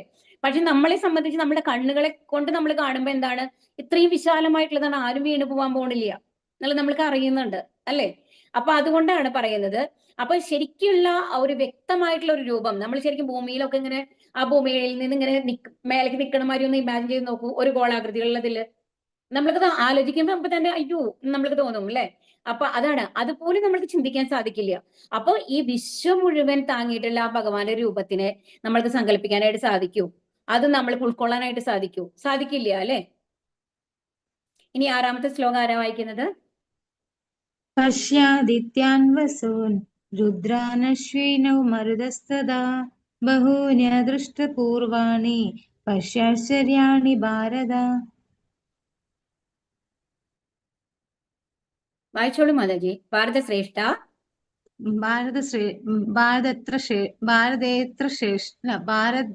ഭാരതത്രേഷ്ഠ ഇതാ ആദിത്യർ വസുക്കൾ രുദ്രന്മാർ അശ്വിനി ദേവന്മാർ മരുത്തുക്കൾ ദേവതമാർ തുടങ്ങിയ ഇതിനു മുമ്പ് മറ്റാരും കണ്ടിട്ടും കേട്ടിട്ടുമില്ലാത്ത അത്യാശ്ചര്യങ്ങൾ പലതും ദർശിച്ചുകൊള്ളും. അപ്പൊ ഇവിടെ എന്താ പറയുന്നത്? അപ്പൊ പറയാണ് ഇത് ആർക്കും, അപ്പൊ പറയാണ് ഇത് വളരെ അപൂർവമാണ് എന്ന് പറയാണ് ഭഗവാൻ. എന്താണ്? ആദിത്യർ വസുക്കൾ രുദ്രന്മാർ അശ്വിനി ഇവരാരും ഈ രൂപം ഇതുവരെ കണ്ടിട്ടില്ല, അവര് കേട്ടിട്ടുമില്ല ഈ വിശ്വരൂപത്തിനെ പറ്റിയിട്ട്. അപ്പോ ഈ വിഭൂതികളൊക്കെ ഇപ്പൊ ഭഗവത്ഗീത കൂടി അർജുനനാണ് പറഞ്ഞു കൊടുത്തിട്ടുള്ളത് അല്ലെ, ഭഗവാൻ വിഭൂതികൾ മുഴുവൻ. അപ്പൊ ഇത് അവര് കണ്ടിട്ടും കേട്ടിട്ടും ഇല്ല, അതൊരു രൂപമാണ്. അപ്പൊ ആ ഒരു അത്യാശ്ചര്യമായിട്ടുള്ള കാര്യമാണ് നീ ദർശിക്കാൻ പോകുന്നത് എന്ന് പറയുകയാണ് ആര്? ഭഗവാൻ അർജുനനോട്. കൃഷ്ണന്റെ ആത്മസുഹൃത്തും തികച്ചും അഭിജ്ഞനുമാണെങ്കിലും അർജുനന് കൃഷ്ണനെ കുറിച്ചുള്ള അറിവ് പരിപൂർണമല്ല. ഭഗവാന്റെ നാനാരൂപങ്ങളെയും ആവിർഭാവങ്ങളെയും പൂർണ്ണമായി കേട്ടിട്ടോ അറിഞ്ഞിട്ടോ ഉള്ള മനുഷ്യരില്ല. അപ്പൊ ആരും തന്നെ ഭഗവാന്റെ പൂർണ്ണമായിട്ടുള്ള ഭഗവാൻ ഇത്രയും അവതാരങ്ങളുണ്ട്, ഇത്രയും എത്രയോ രൂപങ്ങളുണ്ട്, ഇതൊന്നും ആർക്കും അറിയില്ല. അപ്പൊ അർജുനനും ഭഗവാനെ കുറിച്ചുള്ള അറിവ് പരിപൂർണമല്ല. അപ്പൊ ഭഗവാൻ പറയാണ് കാണിച്ചു കൊടുക്കാമെന്ന് അല്ലെ. ഇനി 7ാമത്തെ ശ്ലോകം ആരാ വായിക്കുന്നത്? ഹരേ കൃഷ്ണ. ഇഹൈകസ്ത്വം ജഗൽ കൃഷ്ണം പശ്യാദാസചരാചരം മമാ ദേഹേ ഗൂഢാകേശ യച്ഛാന്ദ്രദ്രഷ്ടുമിച്ഛസി. അല്ലയോ അർജുന, നീ കാണാൻ ഇച്ഛിക്കുന്നതെന്തും ഇപ്പോൾ തന്നെ എന്റെ ശരീരത്തിൽ കണ്ടുകൊള്ളൂ. നീ ഇപ്പോൾ കാണാൻ ആഗ്രഹിക്കുന്നത് മാത്രമല്ല, മേലിൽ കാണാൻ ആഗ്രഹിച്ചേക്കാവുന്നതും പോലും സർവചരാചരങ്ങളും ഇവിടെ ഒത്തിണങ്ങിയിരിക്കുന്നു. ഹരേ കൃഷ്ണ. എന്താ പറയുന്നത്? എല്ലാം, അതായത് നീ എന്തൊക്കെ നിനക്ക് ഇമാജിൻ ചെയ്യാൻ പറ്റുമോ, ഈ ഫ്യൂച്ചറിൽ നീ എന്തൊക്കെ കാണണമെന്ന് ആഗ്രഹിക്കണോ, അതെല്ലാം ചേർന്നിട്ടുള്ള ഒരു രൂപമാണ് ഞാൻ നിനക്ക് ഇപ്പൊ കാണിച്ചു തരാൻ പോകുന്നത് എന്ന് പറയാണ് അർജുനൻ. കഴിഞ്ഞതോ സംഭവിച്ചു കൊണ്ടിരിക്കുന്നതോ ഭാവിയിൽ സംഭവിക്കാവുന്നതോ എന്തും ദർശിക്കാനുള്ള കഴിവ് കൃഷ്ണൻ അർജുനന് നൽകി. അപ്പൊ എല്ലാം, അപ്പൊ ഈ എന്താണ് ഭാവിയിൽ നടക്കാൻ പോകുന്നത്, അതായത് ഇപ്പൊ യുദ്ധമാണ് നടക്കാൻ പോകുന്നത്, അപ്പൊ യുദ്ധത്തിൽ എന്താണ് നടക്കുക എന്നുള്ളതും കൂടി കാണും എന്നുള്ളത് ഇൻഡയറക്റ്റ് ആയിട്ട് പറയുകയാണ് ഇവിടെ ഭഗവാൻ അർജുനനോട്. ഇനി 8ാമത്തെ ശ്ലോകം. ഹരേ കൃഷ്ണ. നതു മാം ശക്യസേ ദ്രഷ്ടും അനേനൈവ ചക്ഷുഷാ ദിവ്യം ദദാമി തേ ചക്ഷുഃ പശ്യമേ യോഗമൈശ്വര്യം. പക്ഷെ നിന്റെ ഈ നേത്രങ്ങൾ കൊണ്ട് ഞാൻ ദൃശ്യനാവില്ല, അതുകൊണ്ട് നിനക്ക് ഞാൻ ദിവ്യ ചക്ഷുസ് നൽകുന്നു. നിന്റെ വിഭൂതികളെ യഥേഷ്ടം കണ്ടുകൊള്ളൂ. അപ്പൊ എന്താ കൃഷ്ണൻ പറയുന്നത്? കണ്ടുള്ളൂ. ആ ഒരു ശുദ്ധഭക്തൻ കൃഷ്ണനെ ദിവ്യജ രൂപത്തിലല്ലാതെ വേറൊരു രൂപത്തിലും കാണാൻ ഇഷ്ടപ്പെടുന്നില്ല അല്ലെ? നമ്മൾക്ക് ഓരോരുത്തർക്കും ഭഗവാനെ അങ്ങനെ കാണാനാണ് ഇഷ്ടം അല്ലെ? അപ്പൊ കൃഷ്ണന്റെ വിശ്വരൂപം കാണാൻ മനസ്സിനെ മാറ്റുകയല്ല, വീക്ഷണം മാറ്റുവാനാണ് കൃഷ്ണൻ നിർദ്ദേശിച്ചത്. അപ്പൊ കൃഷ്ണൻ എന്താ പറയുന്നത്? നമ്മുടെ മനസ്സിനെയല്ല മാറ്റേണ്ടത്, നമ്മള് അത് കാണാൻ ഉൾക്കൊള്ളാനുള്ള ശക്തി നമ്മളിൽ ഉണ്ടാക്കണം, വീക്ഷണം. അതായത് വിശ്വരൂപമാണ് കാണാൻ പോകുന്നത് എന്ന് നമ്മൾ ആ ഉള്ളില് തീരുമാനിച്ചിട്ട് വേണം അത് കാണണമെന്നുണ്ടെങ്കിൽ. അപ്പൊ നമ്മൾ എന്തിനെയാണ് കാണാൻ പോകുന്നത്? വിശ്വരൂപത്തിനെയാണ് കാണാൻ പോകുന്നത് എന്നുള്ളത്, ആ വിഭൂതികളെ. അപ്പൊ എന്താണ് അതിൽ ദൃശ്യാവുക? ഭഗവാന്റെ എല്ലാ വിഭൂതികളും, ഭഗവാന്റെ എന്താണ് ബലം, കീർത്തി, ഇതെല്ലാം അതിന്റെ ഉള്ളിൽ കാണാൻ പറ്റും അല്ലെ? ഭംഗി എല്ലാം, ആ 6 ഗുണങ്ങളും പൂർണ്ണമായിട്ട് നമുക്ക് വിശ്വരൂപത്തിൽ കാണാൻ പറ്റും, വിവിധ രൂപങ്ങളില്. അപ്പൊ അത് യഥേഷ്ടം കണ്ടുകൊള്ളൂ എന്ന് പറയുകയാണ്. ഇനി 9ാമത്തെ ശ്ലോകം. ഹരേ കൃഷ്ണ. ഹരേ സഞ്ജയ കൃഷ്ണ മാതാജി. മുക്ത്വാ തതോ രാജൻ മഹായോഗേശ്വരോ ഹരിഃ ദർശയാമാസ പാർത്ഥായ പരമം രൂപമൈശ്വര്യം. സഞ്ജയൻ പറഞ്ഞു, അല്ലയോ രാജാവേ, ഇങ്ങനെ പറഞ്ഞിട്ട് യോഗേശ്വരനായ കൃഷ്ണ ഭഗവാൻ തന്റെ ദിവ്യമായ വിശ്വരൂപം അർജുനന് പ്രത്യക്ഷപ്പെടുത്തി. അപ്പൊ ഇനി എന്താണ് ഇത് പറഞ്ഞു, എന്നിട്ട് എന്ത് ചെയ്തു? കൃഷ്ണൻ എന്താ ചെയ്തത്? തന്റെ ആ വിശ്വരൂപം അർജുനന് കാണിച്ചു കൊടുക്കുകയാണ്. ഇനി ഇവിടെ ഇതിന് എക്സ്പ്ലനേഷൻ ഒന്നും കൊടുത്തിട്ടില്ല കേട്ടോ, അപ്പൊ അതിലൊന്നും ഇല്ലല്ലോ പറയാനായിട്ട്. ഇനി ശ്ലോകം 10, 11. അപ്പൊ ഇനി വിശ്വരൂപം കാണുകയാണ് കേട്ടോ. ആരെങ്കിലും വായിക്കുന്നുണ്ടോ? ഹരേ ഹരേ കൃഷ്ണ. കൃഷ്ണ. ഹരേ കൃഷ്ണ മാതാജി. അനേക ഭക്തനയന അനേകാത്ഭുത ദർശനം അനേക ദിവ്യാഭരണം ദിവ്യനേകോദ്യതായുധം അടുത്ത ശ്ലോകം കൂടി. ദിവ്യമാലാംബരധരം ദിവ്യഗന്ധാനുലേപനം സർവാശ്ചര്യമയം ദേവ അനന്തം വിശ്വതോമുഖം. ആ വിശ്വപ്രാപ്തമായ രൂപത്തിൽ എണ്ണമറ്റ മുഖങ്ങളും കണ്ണുകളും എണ്ണമറ്റ അത്ഭുത ദൃശ്യങ്ങളും അർജുനൻ കണ്ടു. അനേകം ദിവ്യാഭരണങ്ങളാൽ അലങ്കൃതമായ ആ രൂപം അനേകം ദിവ്യായുധങ്ങൾ ഉയർത്തിപ്പിടിച്ചിരിക്കുന്നു.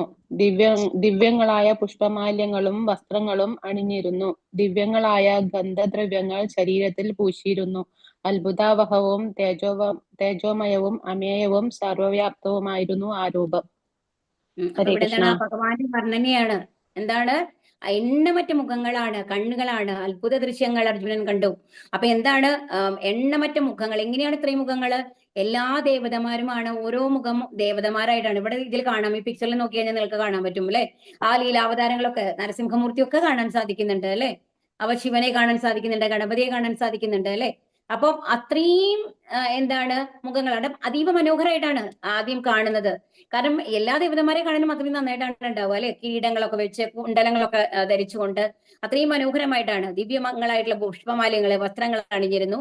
ദിവ്യമായ ഗന്ധദ്രവ്യങ്ങൾ ശരീരത്തിൽ പൂശിയിരുന്നു. അത്ഭുതാവഹവും തേജോമയവും അമേയവും സർവ്വവ്യാപ്തവുമായിരുന്നു ആ രൂപം എന്നാണ് പറയുന്നത്. ഭഗവാന്റെ ആ വിശ്വരൂപം എന്ന് പറയുന്നത്. അപ്പൊ കാരണം അതീവ മനോഹരമായിട്ടാണ് കാണാൻ തുടങ്ങുന്നത് കേട്ടോ. അപ്പൊ അത്രയും കൈകളും കാലുകളും തലകളും ഒക്കെ ആയിട്ട്, എന്താണ്, അത്ര കിരീടങ്ങളുടെ പ്രഭയും ഒക്കെ ആയിട്ട് മനോഹരമായിട്ടുള്ള ഒരു രൂപമാണ്. പ്രപഞ്ചത്തിലെങ്ങും ചിതറിക്കിടക്കുന്ന ഈ ആവിഷ്കാരങ്ങൾ കൃഷ്ണന്റെ കാരുണ്യത്താൽ ഒരിടത്തിരുന്നു കൊണ്ട് തന്നെ അതെല്ലാം ഒരേ സമയം കാണാൻ അർജുനന് സാധിച്ചു. കൃഷ്ണന്റെ മഹാപ്രഭാവമാണ് ഇതിന് കാരണം. അപ്പൊ ഭഗവാൻ എന്താ ചെയ്തത്? ദിവ്യ ചക്ഷുഷു കൊടുത്തു അല്ലെ അർജുനന്. അതുകൊണ്ടാണ് ഇപ്പൊ കാണാൻ സാധിക്കുന്നത്.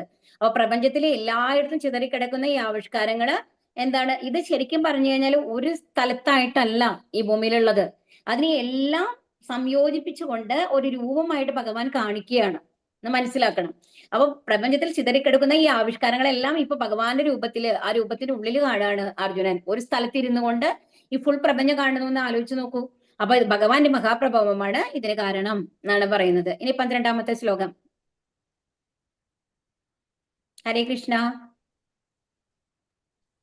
ദിവി സൂര്യസഹസ്രസ്യ ഭവേദ്യുഗപദുത്തിതാ യദി ബാഹസദൃശീ സാ സ്യാൽഭാസസ്തസ്യ മഹാത്മനാഃ.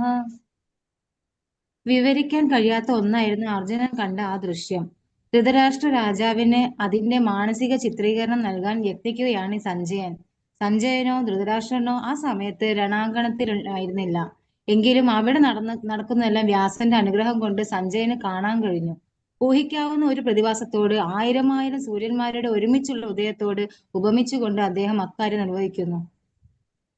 അപ്പൊ എന്താണ് ദിവ്യ സൂര്യ സഹസ്രസ്യ? ആയിരക്കണക്കിന് സൂര്യന്മാരെ പ്രഭയാണ്. നമ്മൾക്കറിയാലേ, ആത്മീയലോകം മുഴുവൻ വ്യാപിക്കുന്നതാണ് ഭഗവാന്റെ ബ്രഹ്മജ്യോതി എന്ന് പറയുന്നത്.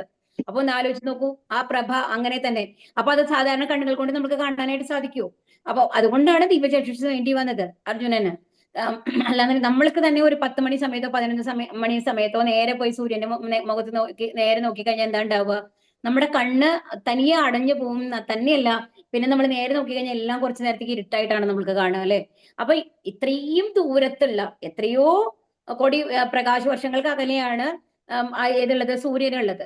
അത്രയ്ക്കും ദൂരത്തിലുള്ള സൂര്യന്റെ പ്രകാശം പോലും നമ്മുടെ കണ്ണുകൾക്ക് താങ്ങാനായിട്ട് സാധിക്കുന്നില്ല എന്നുണ്ടെങ്കിൽ അർജുനന് തൊട്ടു മുമ്പില് ഈ ആത്മീയ ജ്യോതി, ആ ആത്മീയ പ്രകാശം മുഴുവൻ ചേർന്ന് നിൽക്കുന്ന ആ പ്രഭ താങ്ങാനായിട്ട് സാധിക്കൂ. അപ്പൊ അങ്ങനെയാണ്, വിവരിക്കാൻ കഴിയാത്ത ഒരു അവസ്ഥയായിരുന്നു എന്നാണ് പറയുന്നത്.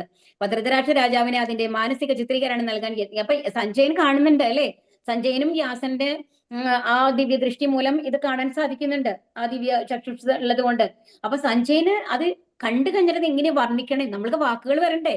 അത് വർണ്ണിക്കാൻ സാധിക്കുന്നില്ല എന്നാണ് പറയുന്നത്. അപ്പൊ അതിന് കിട്ടിയ വാക്കുകളാണ് ഉപയോഗിക്കുന്നത്. 1000 സൂര്യന്മാരുടെ പ്രഭയാണ് ഭഗവാനെ കാണാനായിട്ട് എന്ന് പറയുകയാണ്. സഞ്ജയനോ ധൃതരാഷ്ട്രനോ ആ സമയത്ത് രണാങ്കണത്തിലായിരുന്നില്ല. എങ്കിലും അവിടെ നടക്കുന്നതെല്ലാം വ്യാസന്റെ അനുഗ്രഹം കൊണ്ട് സഞ്ജയന് കാണാൻ സാധിച്ചു. ഊഹിക്കാവുന്ന ഒരു പ്രതിഭാസത്തോട് 1000 സൂര്യന്മാരുടെ ഒരുമിച്ചുള്ള ഉദയത്തോട് ഒന്നിച്ചുകൊണ്ട് അദ്ദേഹം അക്കാര്യം നിർവഹിക്കുന്നു. അപ്പൊ നമ്മൾ എന്ത് ചെയ്യണം? നമ്മൾക്ക് മനസ്സിലാക്കാൻ സാധിക്കാത്ത, പറയാൻ സാധിക്കാത്ത ഒരു കാര്യം മറ്റുള്ളവരോട് എക്സ്പ്ലെയിൻ ചെയ്യണമെങ്കിൽ നമ്മൾ എന്ത് ചെയ്യും? നമ്മൾക്ക് രണ്ടുപേർക്ക് കോമൺ ആയിട്ട് അറിയുന്ന ഒരു കാര്യത്തിനെ വെച്ചിട്ടാണ് നമ്മൾ കമ്പയർ ചെയ്ത് പറയുക, അല്ലെ? സൂര്യന്റെ പ്രകാശം എന്നുള്ളത് അത്രയും വലിയ പ്രകാശമാണെന്ന് ധൃതരാഷ്ട്രർക്ക് അറിയാം. അപ്പൊ അതിനൊരു കമ്പാരിസൺ കൊടുക്കുന്നത് എങ്ങനെയാണ്? 1000 സൂര്യങ്ങളുടെ പ്രകാശമാണ് ഭഗവാൻ ഉണ്ടായിരുന്നത് എന്നാണ് പറയുന്നത്. ഇനി 13ാമത്തെ. ഹരേ ഹരേ കൃഷ്ണ. കൃഷ്ണ. തത്രൈകത്വം ജഗത്കൃഷ്ണം പ്രവിഭക്തമനേകദാ അപശ്യ ദേവദേവസ്യ ശരീരേ പാണ്ഡവസ്തദാ. വിശ്വാത്മകമായ ആ ഭഗവത് രൂപത്തിൽ അപരിമേയമായ പ്രപഞ്ചത്തിന്റെ നാനാവിഭാഗങ്ങളും ഒരേ സമയം അർജുനന് കാണാൻ സാധിച്ചു. അപ്പൊ ഇപ്പൊ എന്താണ് പറയുന്നത്? ഇപ്പൊ എന്താണ് പതുക്കെ നമ്മള് ആദ്യം എന്താ കാണിച്ചത്? ആ ഭഗവത് രൂപങ്ങളായിരുന്നു, അല്ലെ? ദേവതമാരൊക്കെ ആയിരുന്നു. ഇനി കുറേശ്ശെ എന്താണ്? ആ പ്രപഞ്ചത്തിന്റെ നാനാ വിഭാഗങ്ങള് ആ ഭഗവാന്റെ ദേഹത്ത് ദൃശ്യമാവാൻ തുടങ്ങി, ഓരോ അവയവങ്ങളുടെ രൂപത്തില്. അതാണ്. അപ്പൊ ഒരേ സമയം അർജുനനെ കാണാൻ സാധിച്ചു. അപ്പൊ കുറേശ്ശെ ആയിട്ടാണ് ഇത് ഇലാബറേറ്റ് ചെയ്തിട്ട് വരുന്നത് കേട്ടോ, വിശ്വരൂപം എന്ന് പറയുന്നത്.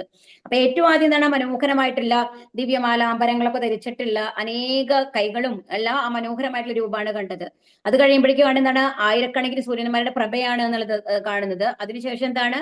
ഓരോ പ്രപഞ്ചങ്ങളായിട്ട് പ്രപഞ്ചത്തിന്റെ വിവിധ ഭാഗങ്ങള് ആ ഭഗവാന്റെ ദേഹത്ത് കാണാൻ തുടങ്ങുകയാണ്, നാനാവിഭാഗങ്ങള് കാണാൻ തുടങ്ങുകയാണ്. അർജുനന് മാത്രമാണ് കൃഷ്ണൻ ദിവ്യദൃഷ്ടി നൽകിയത്. യുദ്ധരംഗത്തിൽ മറ്റുള്ളവരാരും കൃഷ്ണന്റെ വിശ്വരൂപം കാണുന്നില്ല. അപ്പൊ നമ്മളിപ്പോ ദുര്യോധനെ പോലത്തെ ആൾക്കാരൊന്നും അവിടെ ഉണ്ടായിരുന്നു, അല്ലെ? അവർക്കൊന്നും വിശ്വരൂപം കാണാൻ സാധിച്ചിട്ടില്ല. എന്താ കാരണം? നമ്മുടെ സാധാരണ കണ്ണുകൾ കൊണ്ട് വിശ്വരൂപം കാണാൻ സാധിക്കില്ല. അതാണ്. അപ്പൊ അർജുനന് മാത്രമാണ് കഴിവ് കൊടുത്തിട്ടുള്ളത്. സഞ്ജയന് ഓൾറെഡി വ്യാസദേവൻ കൊടുത്തിട്ടുള്ളത് കൊണ്ടാണ് സഞ്ജയന് അത് കാണാൻ സാധിക്കുന്നത്. ഇനി 14ാമത്തെ ശ്ലോകം. തഥാ സാ വിസ്മയോവിഷ്ടോ ഹൃഷ്ടോ രമാ ധനഞ്ജയഃ പ്രണമ്യം ശിരസാ ദേവം കൃതജ്ഞലിരഭാഷത. പിന്നെ അർജുനൻ പരിഭ്രാന്തനായി വിസ്മയാധീരനായി മോചനം പൂണ്ട് കൃഷ്ണന്റെ മുന്നിൽ ശിരസ് കുനിച്ച്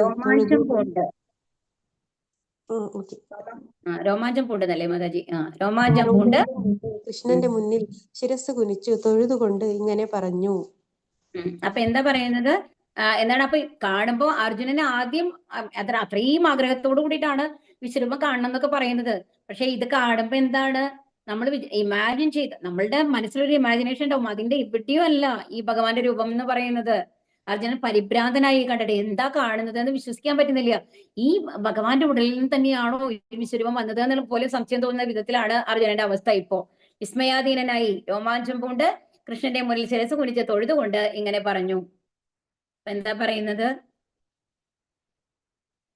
ഈ ബന്ധം സൗഹൃദത്തിന്റേതല്ല, ആശ്ചര്യ ആദരങ്ങളുടേതാണ്. അപ്പൊ ഒരു സുഹൃത്ത് എന്നുള്ള ലെവലിലല്ല ഇപ്പൊ ഭഗവാനെ കാണുന്നത്. ഭഗവാൻ എന്താണ് എന്നുള്ളത് യഥാർത്ഥത്തിൽ മനസ്സിലാക്കുകയാണ് അർജുനൻ. അപ്പൊ ആശ്ചര്യം, ആദരവ്, അപ്പൊ ഇങ്ങനത്തെ ഒരാളല്ലേ ഞാൻ സുഹൃത്തായിട്ട് കരുതിയിരുന്നത് എന്നുള്ള എല്ലാം കൂടി ചേർന്നിട്ടാണ് ഭയം, സങ്കടം, നാണക്കേട് എല്ലാം കൂടിയാണ് അർജുനൻ പുള്ളി. ഞാൻ ഇങ്ങനത്തെ എനിക്ക് മനസ്സിലായില്ലല്ലോ ഇത് പരമദിവ്യോധ പുരുഷൻ ഇങ്ങനത്തെ ഒരാളാണ് എന്റെ കൂടെ ഇത്ര നാളുണ്ടായിരുന്നത്, ഞാൻ ജ്യേഷ്ഠനായി കരുതിയത്, പരമ സുഹൃത്തായിട്ട് കരുതിയത് എന്നുള്ളത് എല്ലാ വികാരങ്ങളും കൂടി ഒരുമിച്ചാണ്. അതോടൊപ്പം ആ ഭഗവാനെ കണ്ടതിന്റെ ആ ഒരു ആനന്ദ അനുഭൂതി എല്ലാം ചേർന്നിട്ടുള്ള ഒരു മിക്സഡ് ആയിട്ടുള്ള ഒരു വികാരമാണ് ഇപ്പൊ അർജുനന്റെ മനസ്സിലുള്ളത്. ശാസ്ത്രങ്ങളിൽ 12 വിധ മൗലിക ബന്ധങ്ങളെ കുറിച്ച് പ്രതിപാദിച്ചിട്ടുണ്ട്. എല്ലാവിധ ബന്ധങ്ങളുടെയും സാഗരമാണ് കൃഷ്ണൻ. അപ്പൊ 12 വിധത്തില് സെക്കൻഡറി, പ്രൈമറി, അതായത് ആദ്യത്തെ എന്ന് പറയുന്നത് ഭഗവാൻ അനുകൂലമായിട്ടുള്ളത്. അത് കഴിഞ്ഞ് രണ്ടാമത്തെ ഇത് എന്താ നമ്മൾ പറയുക, സെക്കൻഡറി രസങ്ങൾ എന്ന് പറയുമ്പോൾ നമ്മൾ എന്താ പറയാ, ഭയം, ബീഭത്സം, അങ്ങനത്തെയൊക്കെ പറയില്ലേ, വെറുപ്പ്, അതൊക്കെ വരില്ലേ. അങ്ങനത്തെ എല്ലാം കൂടി ചേർന്ന്, അപ്പൊ ഈ എല്ലാം കൂടി ചേർന്നാണ് ഈ 12 രസത്തിൽ എല്ലാം ഉണ്ട് അല്ലെ. സ്നേഹമുണ്ട്, വെറുപ്പുണ്ട്, എല്ലാ ദ്വന്ദ്ങ്ങളും ഉണ്ട്, എല്ലാ ദ്വന്ദ് വികാരങ്ങളും മുഴുവൻ ചേർന്നതാണ് ഈ 12 ഇതെന്ന് പറയും. നമ്മൾ സാധാരണ കഥകളിയുടെ ഇതിൽ നമ്മളെ 12 മുഖങ്ങൾ കാണിക്കും അല്ലെ. അപ്പൊ ആ ഒരു വീരം, രൗദ്രം, അതെല്ലാം കൂടി ചേർന്നിട്ടുള്ളത്. അപ്പൊ ഈ 12 വിധത്തിലുള്ള രൂപങ്ങളും ആ വിശ്വരൂപത്തിൽ കാണുന്നുണ്ട് അർജുനൻ. കാരണം അത്രയും രാക്ഷസന്മാരായിട്ടുള്ള ആൾക്കാരുണ്ട്, അത്രയും ശുദ്ധഭക്തന്മാരായിട്ടുള്ള ആൾക്കാരുണ്ട്, ഈ പ്രപഞ്ച സൃഷ്ടികൾ മുഴുവനും ഉണ്ട് അല്ലേ. അപ്പം അർജുനൻ മനസ്സിലാവാണ് എല്ലാ ബന്ധങ്ങളുടെയും ഒരു സാഗരമാണ് ഭഗവാൻ എന്ന് അർജുനൻ മനസ്സിലാക്കുകയാണ് ഇപ്പോ. ഇനി 15ാമത്തെ ശ്ലോകം. ഹരേ കൃഷ്ണ. അർജുന ഉവാച പശ്യാമി ദേവാംസ്തമേ ദേവദേഹേ സർവാംസ്തദേ ഭൂതവിശേഷസംഗാൻ ബ്രാഹ്മണമീശം കമലാസനസ്തം ഋഷീംചം സർവാനുരഗാം ച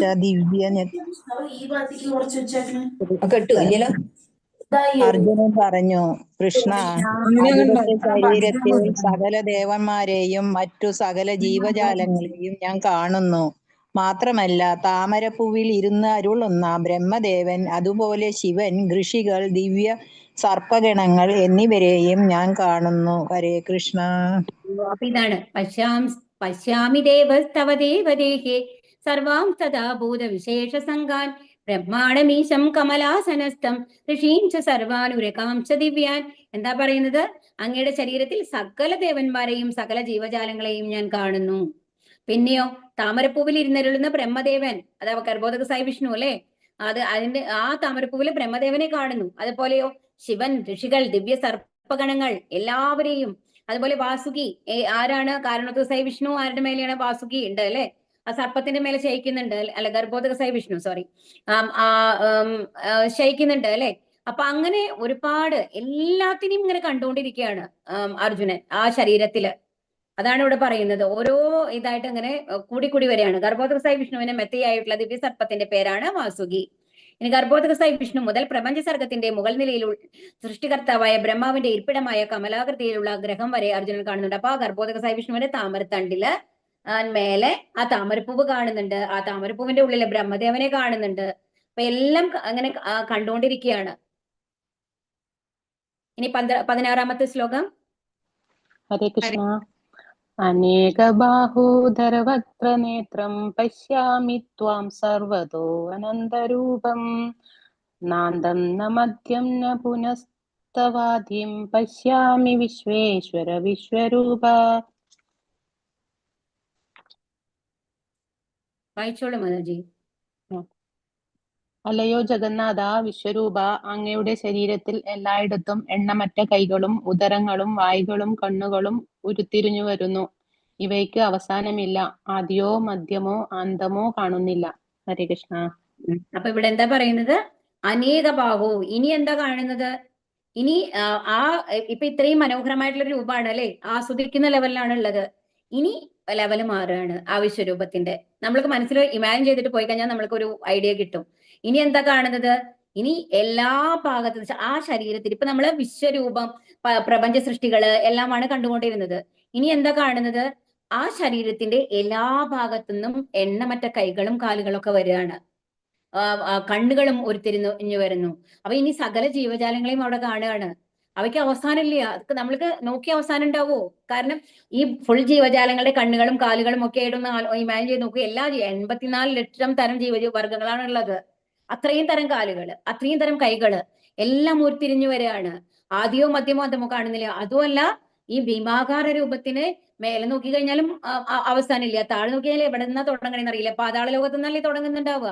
അപ്പൊ ഈ മൊത്തത്തില് അർജുനന് ഒരു ഐഡിയയും കിട്ടുന്നില്ല, എവിടെ തുടങ്ങി എവിടെ അവസാനിച്ചു, ഏത് വരയ്ക്ക് പരന്നു കിടക്കുന്നു എന്നുള്ളത് അതുമാതിരിയാണ്. മൊത്തം കാണുമ്പോ എന്താണ്, കൈകള് കണ്ണുകള് ആകെ കൂടി ഒരു വിചിത്ര രൂപമായിട്ടാണ് അർജുനൻ ഇപ്പോ ആ വിശ്വരൂപത്തെ കാണുന്നത്. ഇനി ഒരു മിനിറ്റ്. പരംപുരുഷനായ ശ്രീകൃഷ്ണ ഭഗവാൻ അനന്തരൂപനാണ്. അദ്ദേഹത്തിലൂടെ സർവ്വപ്രപഞ്ചങ്ങളും കാണാൻ കഴിയും. അപ്പൊ അതിൽ നമ്മളുടെ ഒരു പ്രപഞ്ചത്തിന്റെ ഉള്ളിലാണ് ഉള്ളത് അല്ലെ അർജുനൻ ഇപ്പൊ നിൽക്കുന്നത്.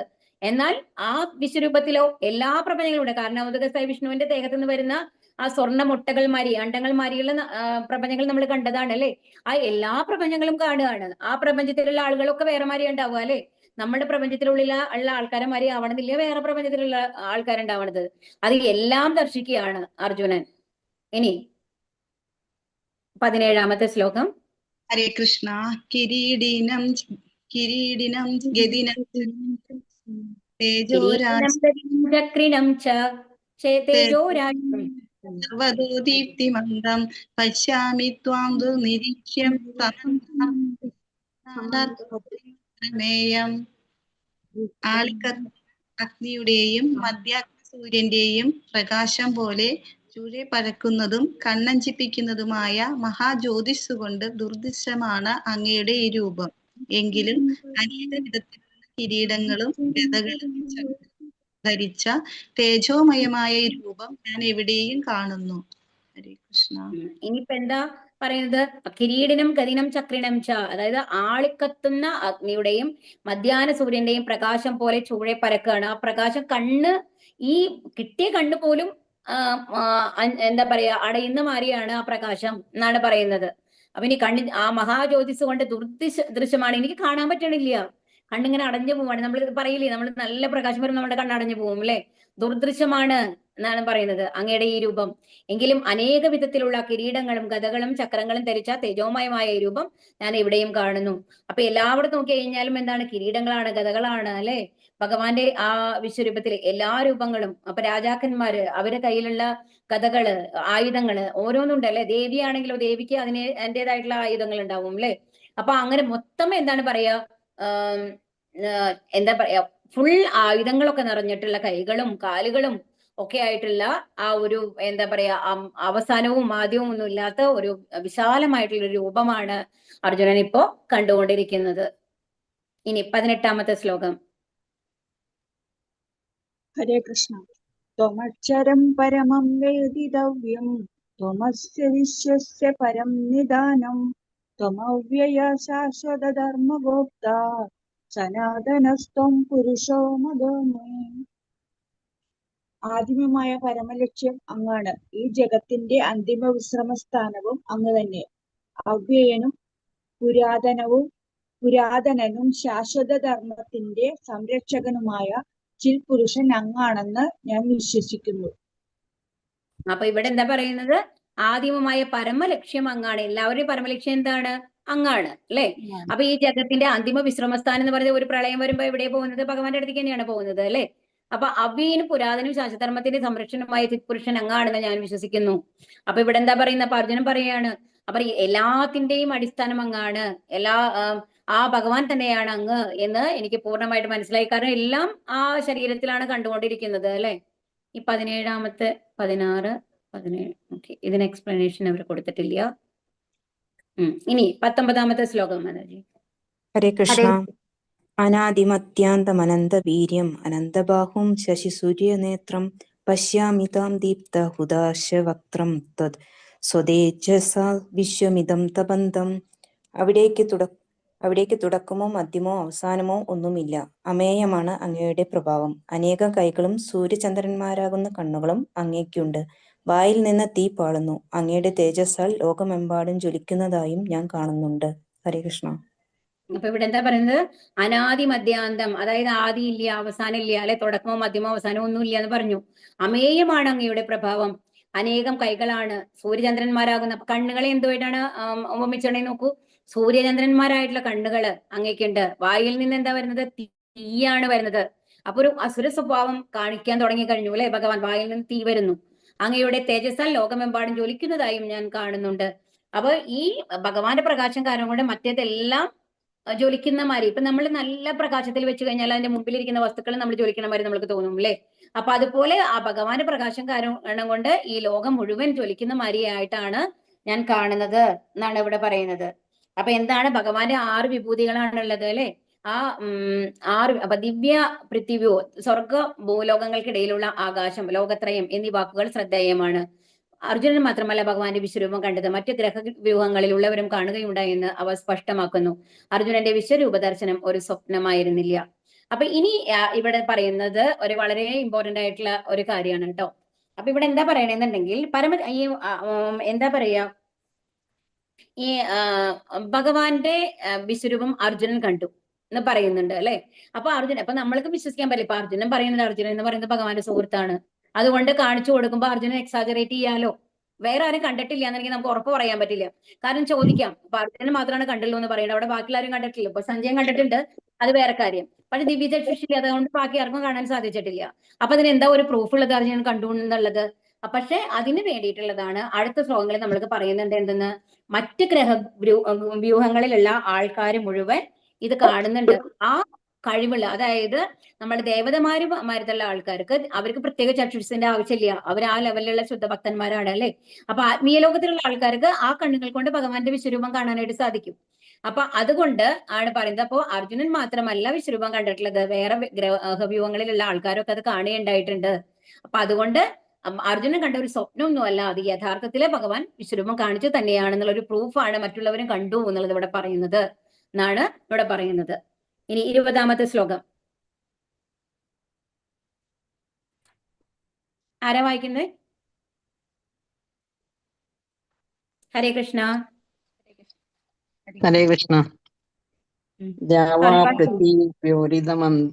ഞാൻ വായിക്കാം. വായിച്ചോളൂ.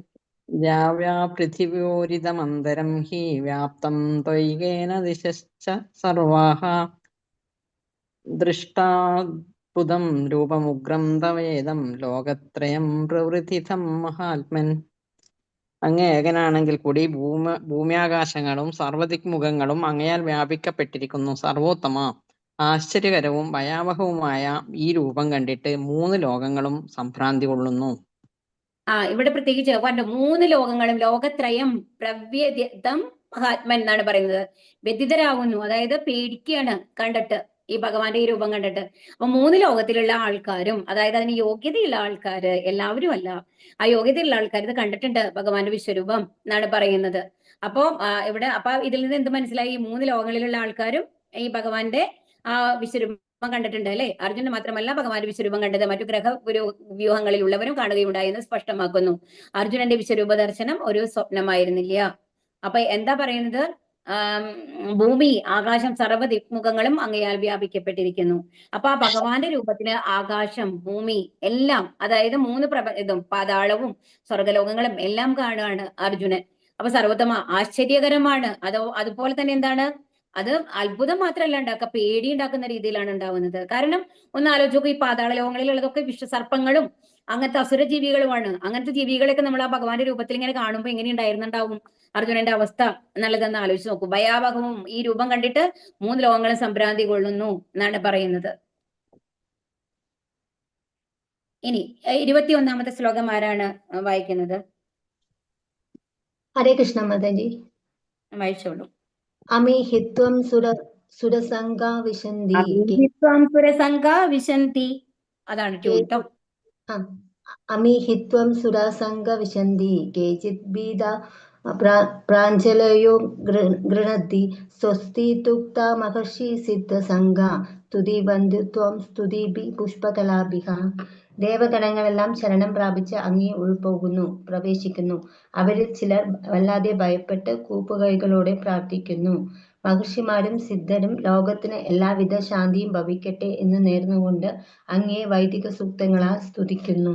ഹരേ കൃഷ്ണ. ഹരേ കൃഷ്ണ. എന്താണ്? ദേവഗണങ്ങളെല്ലാം ശരണം പ്രാപിച്ച് അങ്ങയിൽ ഉൾപോകുന്നു. അപ്പൊ എന്താണ്? എല്ലാ ദേവന്മാരും എന്താണ്? ശരണം പ്രാപിക്കുകയാണ്, കൂപ്പുകൈകൾ കൊണ്ട് അങ്ങേ നമസ്കരിക്കുകയാണ് ചെയ്യുന്നത്. അങ്ങനെയാണ് കാണുന്നത് ആ വിശ്വരൂപത്തില്. അതായത് അതൊരു ഇതുമാതിരിയാണ്, നമ്മളുടെ ലൈവ് വ്യൂ മാതിരിയാണ് കാണുക അല്ലെ? വിശ്വരൂപത്തിൽ എല്ലാ ദേവന്മാരും പറഞ്ഞാൽ ആ ദേവന്മാർ അപ്പൊ എന്താ ചെയ്യുന്നത് അത് കാണാം. ആ ഭഗവാന്റെ ശരീരത്തില്. അപ്പൊ അവര് ദേവഗണങ്ങളൊക്കെ എന്താ ചെയ്തിരുന്നത്? പൂപ്പുകൈ പ്രാപിച്ചിട്ട് അങ്ങയിൽ ശരണം പ്രാപിക്കുകയാണ് ചെയ്യുന്നത്, ഭഗവാനെ എന്ന് വിളിച്ചു. കാരണം അവരും ഈ രൂപം ആദ്യമായിട്ടാണ് കാണുന്നത്. ഇനി അവരിൽ ചിലർ വല്ലാതെ ഭയപ്പെട്ട കുപ്പുകൈകളോടെ പ്രാർത്ഥിക്കുന്നു. മഹർഷിമാരും സിദ്ധന്മാരും ലോകത്തിന് എല്ലാവിധ ശാന്തിയും ഭവിക്കട്ടെ എന്ന് നേർന്നുകൊണ്ട് അങ്ങയെ വൈദിക സൂക്തങ്ങളാൽ സ്തുതിക്കുന്നു. അപ്പൊ എന്താണ് ഇതെല്ലാം കണ്ടു കഴിഞ്ഞപ്പോ ആ രൂപം കാണുന്ന മഹർഷിമാരും ഒക്കെ എന്താ ചെയ്യുന്നത്? അവര് എന്താണ് ലോക സമസ്ത സുഖിനോ ഭവന്തു, അവര് എല്ലാ ശാന്തിയും ലഭിക്കട്ടെ എന്ന് പറഞ്ഞുകൊണ്ട് ഭഗവാനോട് സ്തുതിക്കുകയാണ്, ഭഗവാന്റെ നാമങ്ങളെ കൊണ്ട് സ്തുതിക്കുകയാണ് ചെയ്യുന്നത്. കാരണം എന്താണ് അത് പൂർണ്ണമായിട്ട് ഉൾക്കൊള്ളാൻ ആർക്കും സാധിക്കില്ല അല്ലെ ഇങ്ങനത്തെ ഒരു ഇത്. കാരണം നമ്മളെ എത്ര വിഷജീവികളുണ്ട് എന്നൊക്കെ നമ്മൾ പറയുന്നുണ്ടെന്നുണ്ടെങ്കിൽ ഇത്രയും ജീവികളൊക്കെ ഒരുമിച്ച് കാണുക. അതുപോലെ തന്നെ ഇത്രയും ദേവതമാരുണ്ടെന്ന് പറയുമ്പോൾ ഇത്രയും ദേവതമാരെ ഒരുമിച്ച് കാണുക. അതുപോലെ തന്നെ എല്ലാ പ്രപഞ്ചങ്ങളും ഒരുമിച്ച് ആ ശരീരത്തിന്റെ ഉള്ളില്. ഇതിങ്ങനെയൊക്കെ കാണുമ്പോൾ എങ്ങനെയുണ്ടാവും അല്ലേ? അത് അപ്പൊ എന്താണ് അവരുടെ ഉള്ളിൽ? നമ്മൾക്ക് പ്രത്യേകിച്ച് ഒരു വികാരം, സന്തോഷമാണോ, സങ്കടമാണോ, പേടിയാണോ? അപ്പൊ ഏത് വികാരമാണ് നമ്മളുടെ ഉള്ളിലുള്ളതെന്നുള്ളത് തിരിച്ചറിയാൻ പറ്റാത്ത ഒരു അവസ്ഥയിലാണ് ഓരോരുത്തരും ഉണ്ടായിരുന്നത് എന്നാണ് പറയുന്നത്. ഇനി 22ാമത്തെ ശ്ലോകം കേട്ടോ, വായിച്ചോളൂ. രുദ്രാദിത്യ വസവോ യേച്ച സാന്ധ്യ വിശ്വേഷിണോ മരുതശ്ചോഷ്മ ഗന്ധർവേശാസുര സിദ്ധ സംഘ വീക്ഷന്തോ ത്വം വിസ്മിതാശൈവ സർവേ. പരമശിവന്റെ വിവിധ ആവിർഭാവങ്ങളും കൂടാതെ ആദിത്യന്മാർ, വസുക്കൾ, സാധ്യർ, വിശ്വദേവന്മാർ, അശ്വിനി ദേവതകൾ, മരുത്തുക്കൾ, പിതൃക്കൾ, ഗന്ധർവന്മാർ, യക്ഷന്മാർ, അസുരന്മാർ, സിദ്ധന്മാർ എന്നീ വിവിധ രൂപധാരികളും ആശ്ചര്യത്തോടെ അങ്ങയെ നോക്കുന്നു. ഹരേ കൃഷ്ണ. അപ്പൊ ഇവർക്കൊക്കെ കാണാനുള്ള കഴിവുണ്ടായിരുന്നു എന്നുള്ളതാണ് ഇതിൽ നിന്ന് മനസ്സിലാവണേ കേട്ടോ. അപ്പൊ പരമശിവന്റെ വിവിധ ആവിർഭാവങ്ങൾ എന്ന് പറഞ്ഞാൽ പല ഇതാണ് 12 14 രൂപങ്ങളുണ്ട് പരമശിവന്റെ രൂപങ്ങളായിട്ട് നമ്മൾ പറയും. രുദ്രനൊക്കെ അതിൽ വരുന്നതാണ്. അതുപോലെ ആദിത്യന്മാരുണ്ട്, 12 ആദിത്യന്മാരുണ്ട്. അതുപോലെ വസുക്കള്, സാധ്യർ, വിശ്വദേവന്മാര്, അശ്വിനി ദേവതകൾ, മരുത്തുക്കൾ, പിതൃക്കൾ. നമ്മൾ മരുത്തുക്കൾ 50 തരത്തിലുള്ളതുണ്ട് എന്നൊക്കെ പറഞ്ഞു അല്ലെ ഇന്നലെ, ഓർമ്മയുണ്ടാവും നമ്മളെ വിഭൂതികൾ പറയുമ്പോൾ. പിന്നെ പിതൃക്കള്, ഗന്ധർവന്മാര്, യക്ഷന്മാര്, അസുരന്മാര്, സിദ്ധന്മാര് എന്നീ വിവിധ രൂപധാരികളും ആശ്ചര്യത്തോടെ അങ്ങയെ നോക്കുന്നു. അപ്പൊ എല്ലാവരും ആദ്യമായിട്ടാണ് വിശ്വരൂപം കാണുന്നത്. ഇതുവരെയ്ക്കും വിശ്വരൂപം ഭഗവാൻ ആർക്കും കാണിച്ചു കൊടുത്തിട്ടില്ല. ഈ വിശ്വരൂപത്തിന്റെ പ്രത്യേകത എന്താണെന്നുണ്ടെങ്കിൽ, ഈ വിശ്വരൂപം എന്ന് പറയുന്നത് ഇപ്പൊ നമ്മള് ലീലാവതാരങ്ങളൊക്കെ പറഞ്ഞു അല്ലെ. എന്താണ് നരസിംഹാവതാരമുണ്ട്, വാമനാവതാരമുണ്ട്, മത്സ്യാവതാരമുണ്ട് എന്നൊക്കെ പറയുന്നില്ലേ, വാമനാവതാരമുണ്ട്. അപ്പൊ ഈ അവതാരങ്ങൾക്കൊക്കെ ഓരോ വൈകുണ്ഠ ലോകങ്ങളുണ്ട്. ഇപ്പൊ നരസിംഹമൂർത്തിയുടെ ഒരു വൈകുണ്ഠ ലോകം അവിടെ ഉണ്ട്, വൈകുണ്ഠ ലോകം ഉണ്ട്. അതുപോലെ തന്നെ മത്സ്യത്തിനുണ്ട് ഒരു വൈകുണ്ഠ ലോകം ഉണ്ട്. അപ്പം അങ്ങനെ ഓരോരുത്തർക്കും ഭഗവാന്റെ ഓരോ അവതാരം എടുത്തു വരുന്ന ഓരോ അവതാരങ്ങൾക്കും ആത്മീയ ലോകത്തില് അവർക്ക് തനതായിട്ടുള്ള ഗ്രഹങ്ങളുണ്ട്. പക്ഷേ ഈ വിശ്വരൂപം എന്ന് പറയുന്നത് ഒരിക്കലും ആത്മീയ ലോകത്തിൽ ഇല്ല. കാരണം ഈ പ്രപഞ്ച സൃഷ്ടികളെ മുഴുവൻ ചേർന്ന് നിൽക്കുന്ന ആ വിശ്വാവിഷ്കാരം എന്ന് പറഞ്ഞത് താൽക്കാലികമായിട്ട് അർജുനന് കാണിച്ചു കൊടുത്ത ഒരു രൂപമാണ്. അപ്പൊ അതുകൊണ്ട് അത് ഭൗതികമായിട്ടുള്ള രൂപമല്ല, അത് ഭഗവാന്റെ രൂപമാണല്ലോ, അത് ആത്മീയ രൂപമാണ്. എന്നാൽ അത് ആത്മീയ ലോകത്തിലുള്ളതല്ല. അപ്പൊ ഭൗതിക ലോകത്തിൽ മാത്രം അർജുനന് വേണ്ടി കാണിച്ചു കൊടുത്ത ഒരു രൂപമാണ്. അതുകൊണ്ട് തന്നെ ഈ ആത്മീയ ലോകത്തിലുള്ള ആരും ആ രൂപം അതുവരെ കണ്ടിട്ടില്ല, ഈ വിശ്വരൂപം എന്ന് പറയുന്നത്. അതാണ് എല്ലാവരും ആശ്ചര്യത്തോടു കൂടിയിട്ട് എല്ലാവരും ആദ്യമായിട്ട് കാണുകയാണ്. അർജുനന്റെ ത്രൂ എല്ലാവർക്കും കിട്ടിയ ഒരു അനുഗ്രഹമാണ് ഈ വിശ്വരൂപം എല്ലാവർക്കും കാണാൻ സാധിച്ചു എന്നുള്ളത്. അപ്പൊ എല്ലാവരും ആശ്ചര്യത്തോടു കൂടിയിട്ട് അങ്ങയെ നോക്കുകയാണ് എന്ന് പറയുകയാണ് ഇവിടെ. ഇനി 23ാമത്തെ ശ്ലോകം. രൂപം ബഹുവക്ത്രനേത്രം മഹാബാഹോ ബഹുബാഹുരുപാദം ബഹുദരം ബാഹുദ്രംഷ്ടകരാളം ദൃഷ്ടലോക പ്രവർത്തിതാം ത്വമുദാഹം.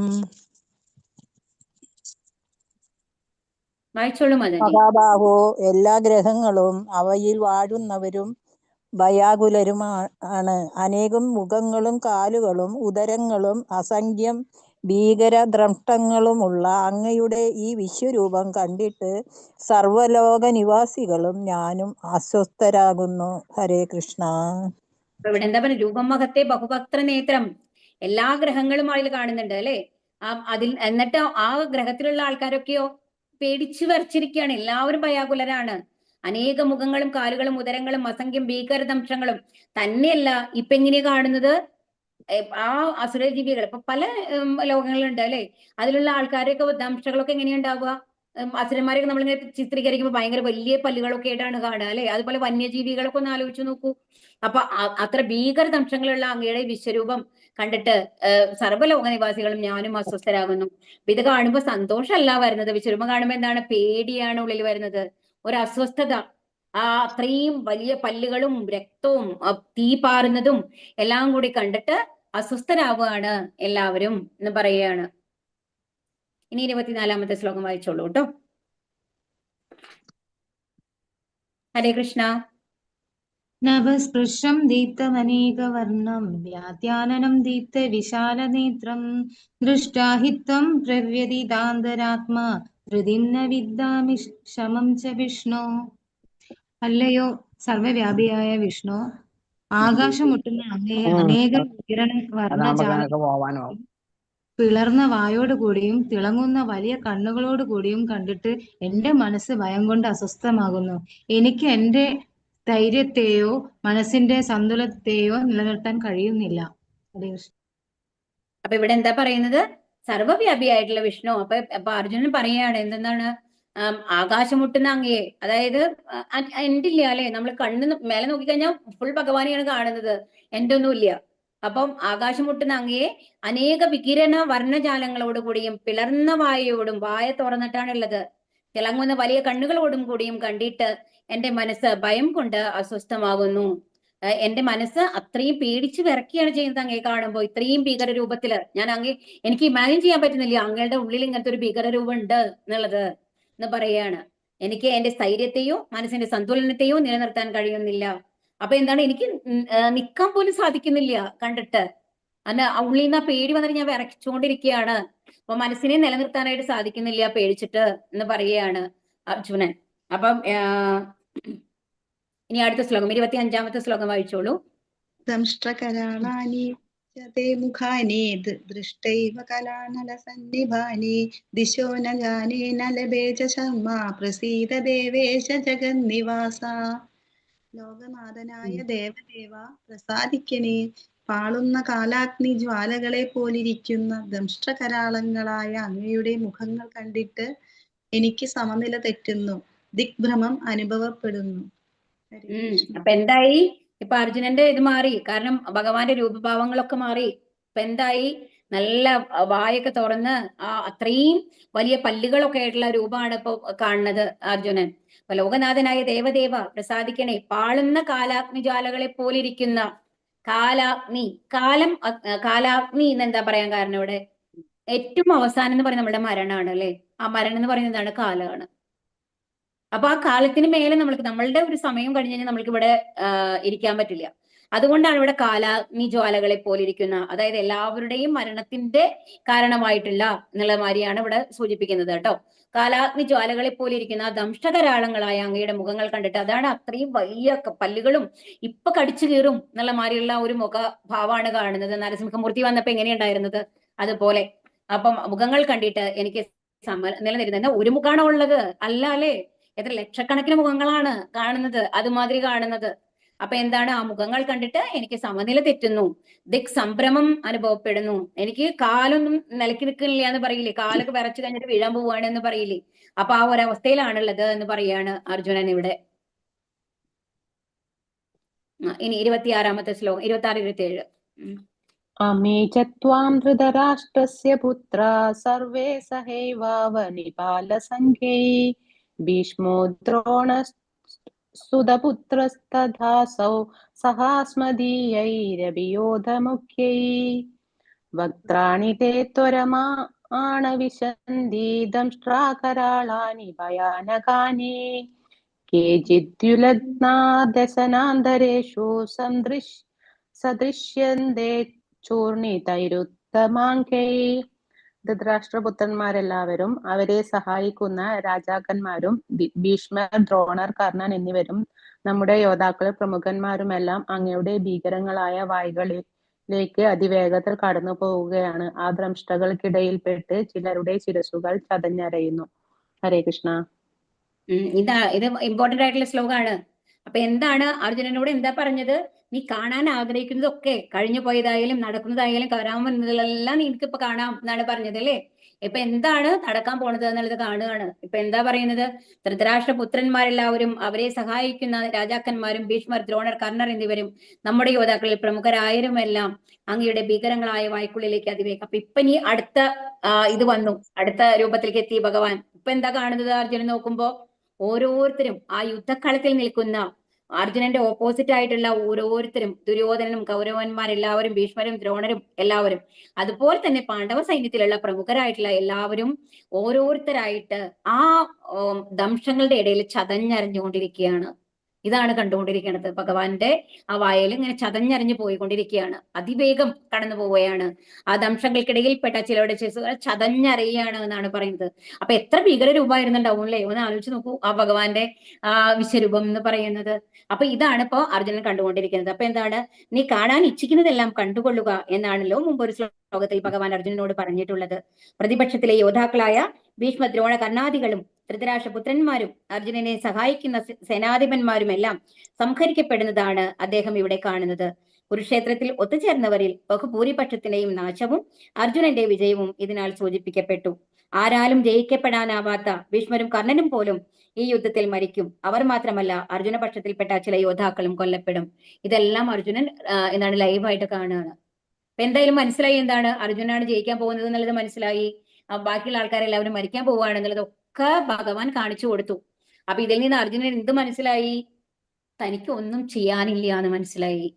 താൻ ഭഗവാന്റെ ഒരു ഉപകരണം മാത്രമാണെന്ന് മനസ്സിലായി. കാരണം എല്ലാം ഓൾറെഡി ഭഗവാന്റെ വായിന്റെ ഉള്ളിൽ പോയി ചതഞ്ഞറിഞ്ഞു കഴിഞ്ഞിരിക്കുന്നു. ഭഗവാനാണ് എല്ലാം ചെയ്യുന്നത്, നമ്മൾ ഒന്നും ചെയ്യുന്നില്ല. എല്ലാ പ്രവൃത്തികളും നമ്മൾ വളരെ എന്താണ് പ്രൗഡായിട്ട് അഹങ്കാരപൂർവ്വം നമ്മൾ പറയുന്ന ഓരോ പ്രവൃത്തികളും, നമ്മൾ ചെയ്യുന്നു എന്ന് പറയുന്ന പ്രവൃത്തികളെല്ലാം ആരാണ് ചെയ്യുന്നത്? ഭഗവാനാണ്. എന്നാൽ നമ്മൾക്ക് ഒരു നല്ല കാര്യം നടക്കുമ്പോൾ, നമ്മൾക്ക് അതിന് ക്രെഡിറ്റ് കിട്ടുമ്പോൾ അതിന്റെ അർത്ഥം എന്താണ്? ആ ക്രെഡിറ്റ് ഭഗവാൻ തന്റെ ഭക്തന് കൊടുക്കുന്നു എന്നുള്ളതാണ്. ഭഗവാൻ ചെയ്ത കാര്യങ്ങളുടെ ക്രെഡിറ്റ് ആണ് നമ്മൾ എടുക്കുന്നത് എന്ന് മനസ്സിലാക്കുക. നമ്മളുടേതായിട്ട് ഒരു ക്രെഡിറ്റും ഇല്ല. അതുപോലെ തന്നെ നമ്മളുടെ തെറ്റുകൾ വരുമ്പോഴും നമ്മൾക്ക് എന്താ പറയുന്നത്? അതിന്റെ ഇതും നമ്മൾക്കില്ല. കാരണം യഥാർത്ഥത്തിൽ ഒരു ശുദ്ധ ഭക്തനായി കഴിഞ്ഞാൽ പാപങ്ങളും ഇല്ല, പുണ്യങ്ങളും ഇല്ല, എല്ലാം ഭഗവാന്റെ ഇതിലാണ്.